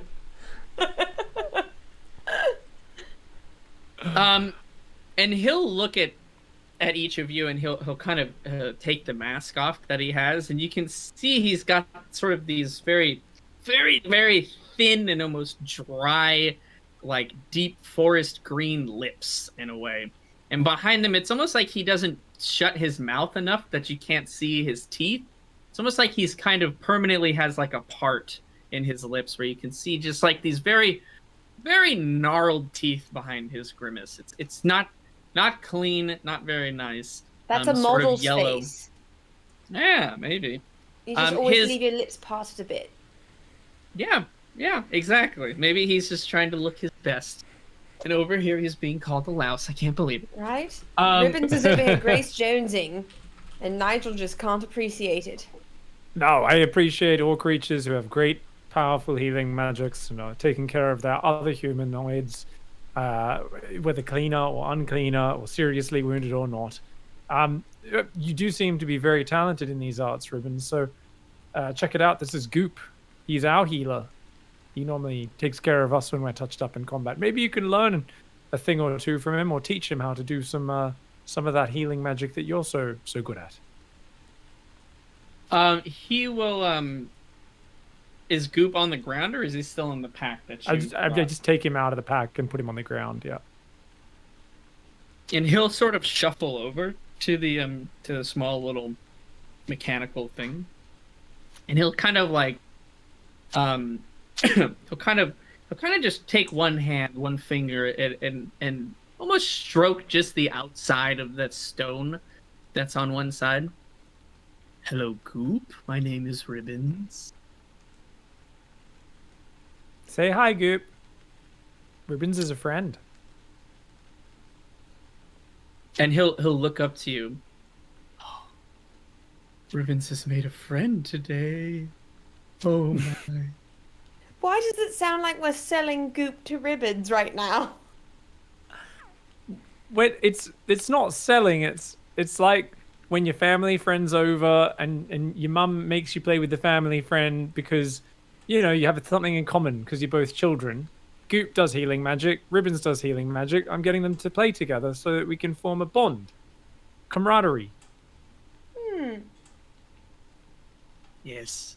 Camaraderie. And he kind of looks over and just is just staring at you in a way, Nigel. Since you called him your friend, that's a very special thing to Ribbons. And he says, "You would like for me to go with you to retrieve our supplies, I take it then?" Yeah.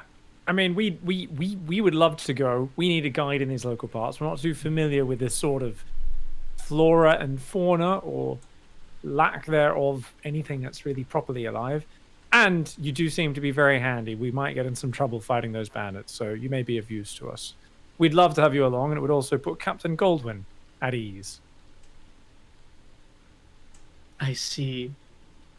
And when we find the bandits, what is your intention?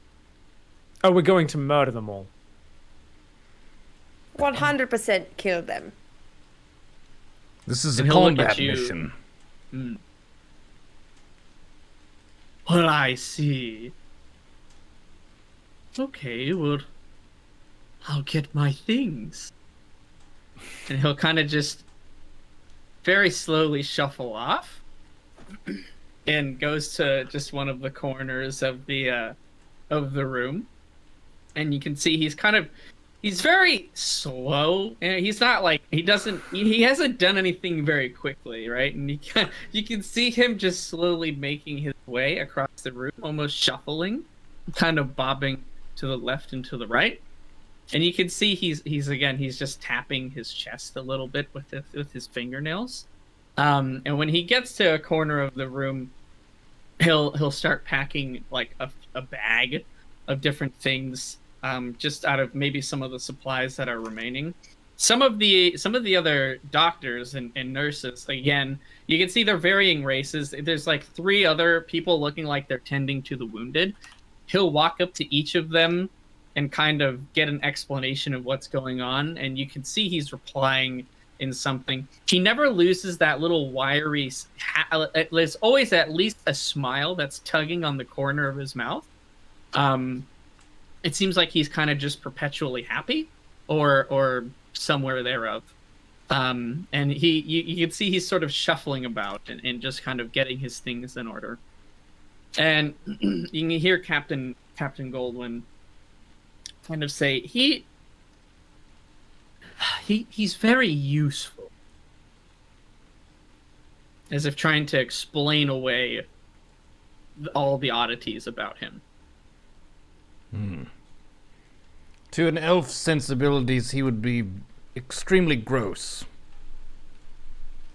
Physically. I mean, I suppose, but we really don't have the luxury to complain Well, in this time. indeed. You don't have quite the most luxurious baths like we've seen in some of the nicer cities. Even in just a small town, they'll sometimes have a stone fountain where people could take a shower. Didn't shit on them while they're down, Carl. What? They can't help it. His skin is naturally that oily? We met goblins on the city, or in the road when they were attacked from the bird thing. Yes, and that one was a shit. This one is at least helpful. That's true. He does have That some one real wouldn't carry a skills. goddamn thing. And we are completely lacking any form of healing magic aside from goop. Who has done a wonderful job so far. Look, I'm not Haven't against you? bringing him on. I was just saying that it was a very interesting clash of cultures here. I know, but you can't, say that he's disgusting and unbathed and that these people don't have a way to clean themselves. It's not their fault. There's no water. Oh, that's a good point. to be fair, in this place where the air is kind of peppery, I think is probably the nicest way I can think of describing it. I'm starting to think Old Ribbon seems like a right treat on the eyes and the nose. And actually on that, he says, "Oh, thank you, friend." And he's actually just behind you, Nigel. You're quite sure when he got there or when he walked up to you, but it seems like he's quite quiet, this old little Ribbons character. Whew. I don't hear that very much. I appreciate it. And he has like a little, like a messenger bag, if you will. Looks like there's some stuff that's been packed into it, and he's kind of, again, sort of tapping it with his fingernails. When do we go to kill bandits?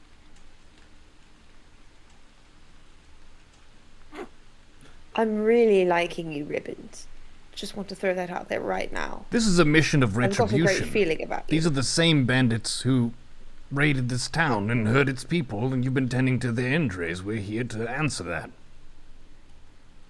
Yes, I'm quite excited to get the answer to that. I'm ready to go whenever you are. I'm not saying this, but I'm feeling kind of weirded out. Like, I was welcoming weirdness, but he just has like a creepiness of maybe he's a villain and he just likes killing stuff. I don't really have that sense of purpose. He seemed keen as soon as we said killing. Yeah, he very certainly was. And I like that about him. Yeah, you could tell he was kind of disinterested in whatever your mission was until you... I would be mildly concerned. Okay. I mean, anything you want to say or do about that? No, just wanted to let everyone know. Okay. Sure. I mean, he seems very forthcoming so far with intentions and motives, so it doesn't sound like he's at least very straightforward with what he wants to do, in a way. Yeah. I like that. Are we... and this is a question for the DM. Since we've been encased in stone for 400 to 500 years, does that count as a long rest? Are we all full health? It's a very long rest. It's a very long Making rest. sure. I mean, I don't know how well you hit REM while you're Sure. encased in granite. You That's true. feel, besides maybe thirsty and now a little bit peckish, you feel perfect. Like, you feel actually now very fine. It does count as a long rest. You certainly are all healed up. All of your daily spells, weekly spells, and 100-year spells are all recharged for you guys to use. Yeah, so you're definitely... You're fresh. Full rages for the day. Perfect. Full rages. I just wanted to make sure, because if so, that I'm kind of like ready to go after these bandits, as in now. But, if you're a bit tired, we could have, I guess, continued to rest. It is night now. Mm-hmm. Yeah. We can start. Do we know if these bandits sleep at night or do they raid at night? If you ask Captain Goldwyn, she'll say they were raided at night. Sorry, I was going. Yes, that was directed towards the captain. Mm-hmm. They raided at night. Aren't bandits, by definition, degenerates who sleep in way too late, so we could just attack in the early morning? From your previous conversation, you guys know it'll take you probably at least 3 days to get to that location that she pointed out on the map. Okay, so we can decide on the exact moment of attack a little bit later, but we could start out imminently. Mm-hmm. And the numbers they estimated was in the tens, or? 20 to 30. But if they've been raiding in the meantime, they may have lost men or women. I don't want to assume the banditry. Or gained people. They could have also gained people. True. All people could be criminals. Given the right circumstance, just about anybody could be a bandit. If you learn nothing else from Wayfarers, you should learn that. I should Yeah. go now. We could set off. Do it. I'm feeling fresh. Feeling keen? I'm feeling like my spirits and our spirits are better than the rest of these people. They seem to believe there's no hope at all, but we fought through stuff. Ribbon seems pretty happy. He seems pretty good to go. Cool. Per capita, the happiness is lower. It's than it very was. low, yes. Sure, absolutely. He will look at Captain Goldwyn and say, he'll kind of point over to the corner of the person he was working on. He'll say, "I'm sorry, I was unable to save them. We'll need to dispose of the remains. I did my best." And she'll kind of nod, and unfortunate in these times, but seems like it's not something they're completely not used to, losing people. Can we see what type of remains it was? I mean, was it an elf? Was it a goblin? Was it a human? You didn't get the sense of what kind of what that thing or person or human was, if it was a human or otherwise, actually, because Ribbons was kind of obstructing the view, looking like trying to cast some kind of magic, restorative or otherwise. So you didn't, and he's since covered up the body when he turned around to talk to you all. So if you want to, you could uncover it. Should feel a little bit weird, I guess, but you can. No, I don't want to uncover it, but I was wondering Okay. if I could tell what it was, if we would have an idea of what their funerary rites were.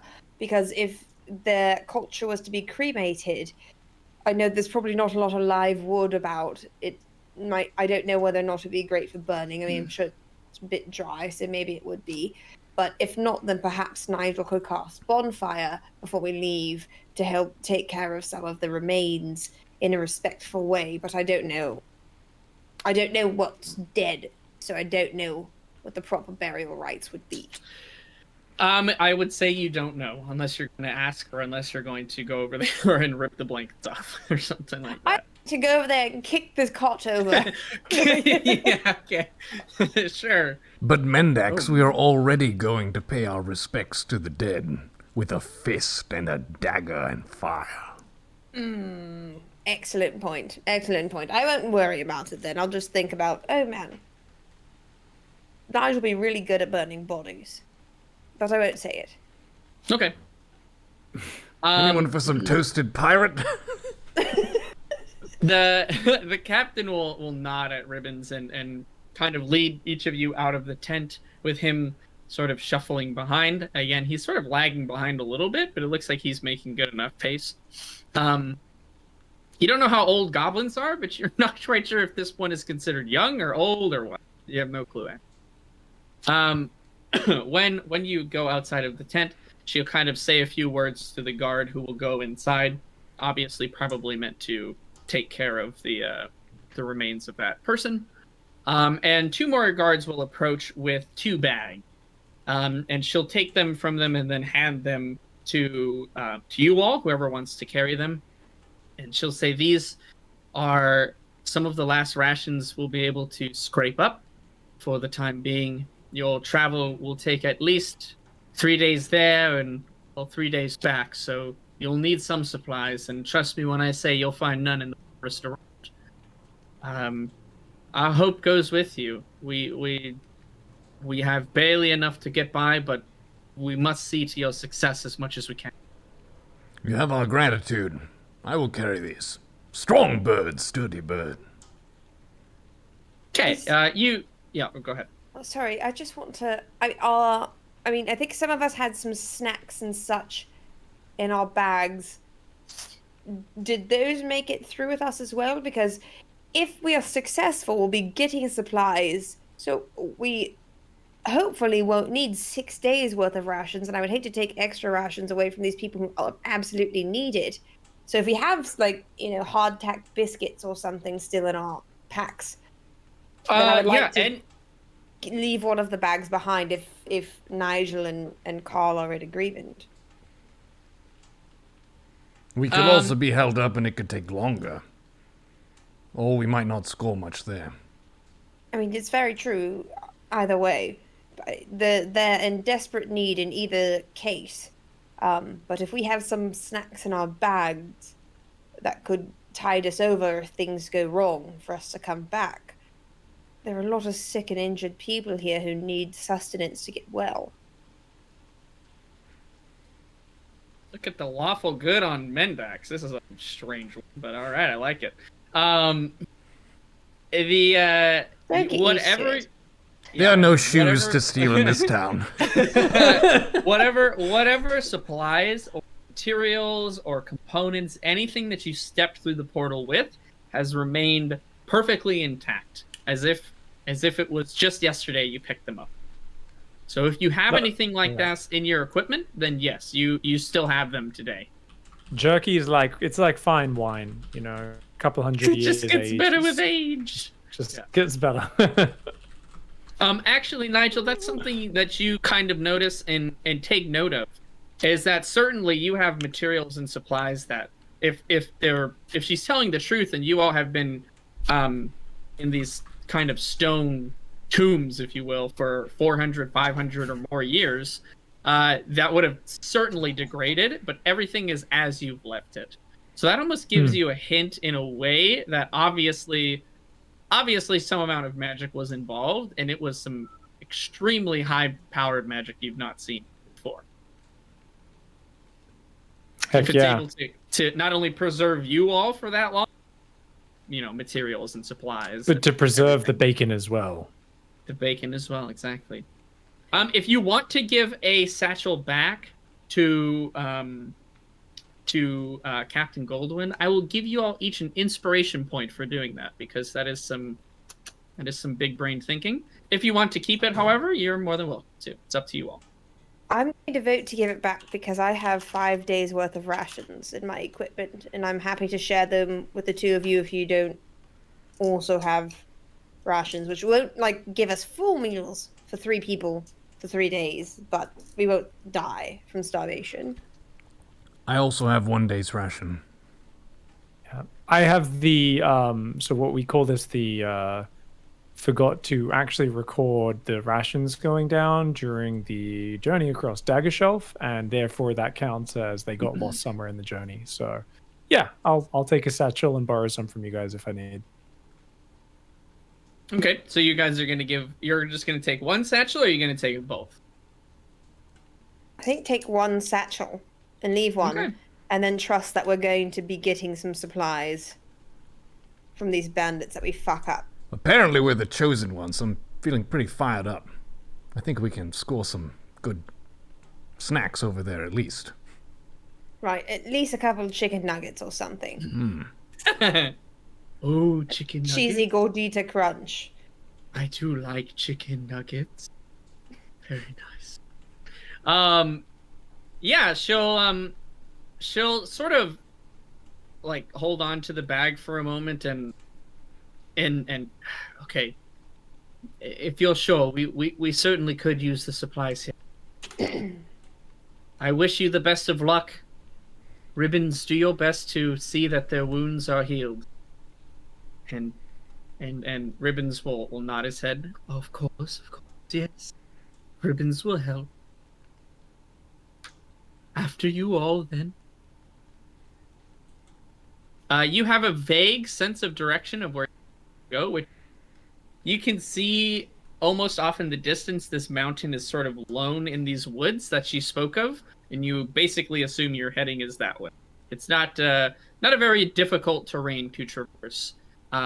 She does warn that there may be other things than just bandits that she'll meet along the way, and that travel of any sort is very dangerous.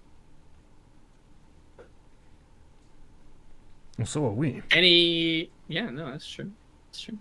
Anything you want to do before you guys depart town, or are you content to head on? Well, if we have our equipment, we were basically ready to go, so I think we're ready to go. Can we just before we just walk off, I do want to ask the captain about any of the local aggressive fauna that we might meet, or flora. I did fight 2 trees, so. She'll say that there is all manner of beast that can roam these woods. there's nothing in particular that roams that she's informed of or she knows, but there are different types of creatures, bears and otherwise, that you may encounter. Certainly things out of place as well. Like that- frenzied armadillos. Yeah, maybe stranger things. But just creatures that wouldn't normally be seen, more than likely in your time, that roam just foul lands, patrolling almost, if you will. New natives to these decrepit woods. Just be careful. Be on your guard. God. Okay. Any other questions that you have for her? No. I wish your people well. Nope. We will try to make due haste, accomplish the mission, and return promptly. Yeah, sounds good. If you guys start heading off in the direction, you see that Ribbons will kind of shuffle behind you. His pace has picked up a little bit. He's not necessarily going as fast as all of you are, but he's keeping pretty decent pace. He'll probably be behind about 5 or 6 steps from where you all are traveling from. You head out into the woods. You get this shrill sort of sense of loneliness in a way as you enter the woods and hear only the sounds of the village. There's no birds, beasts, or crickets. There's no insects, nature. The wind that blows is again this foul. It just brings this foul scent with it. As sort of a gust of wind passes by, Ribbons kind of takes a. It's been a while since I've been outside of that tent. It feels good to get some fresh air once again. And with that, I think we'll go ahead and just end the session there before we get to your travels and your adventure. Now that you've been established and reawoken and given a quest and purpose, we'll have to wait until next time to see where the winds take you and what is to greet you at the base of the mountain. Very good. My goodness. Ready to save the world?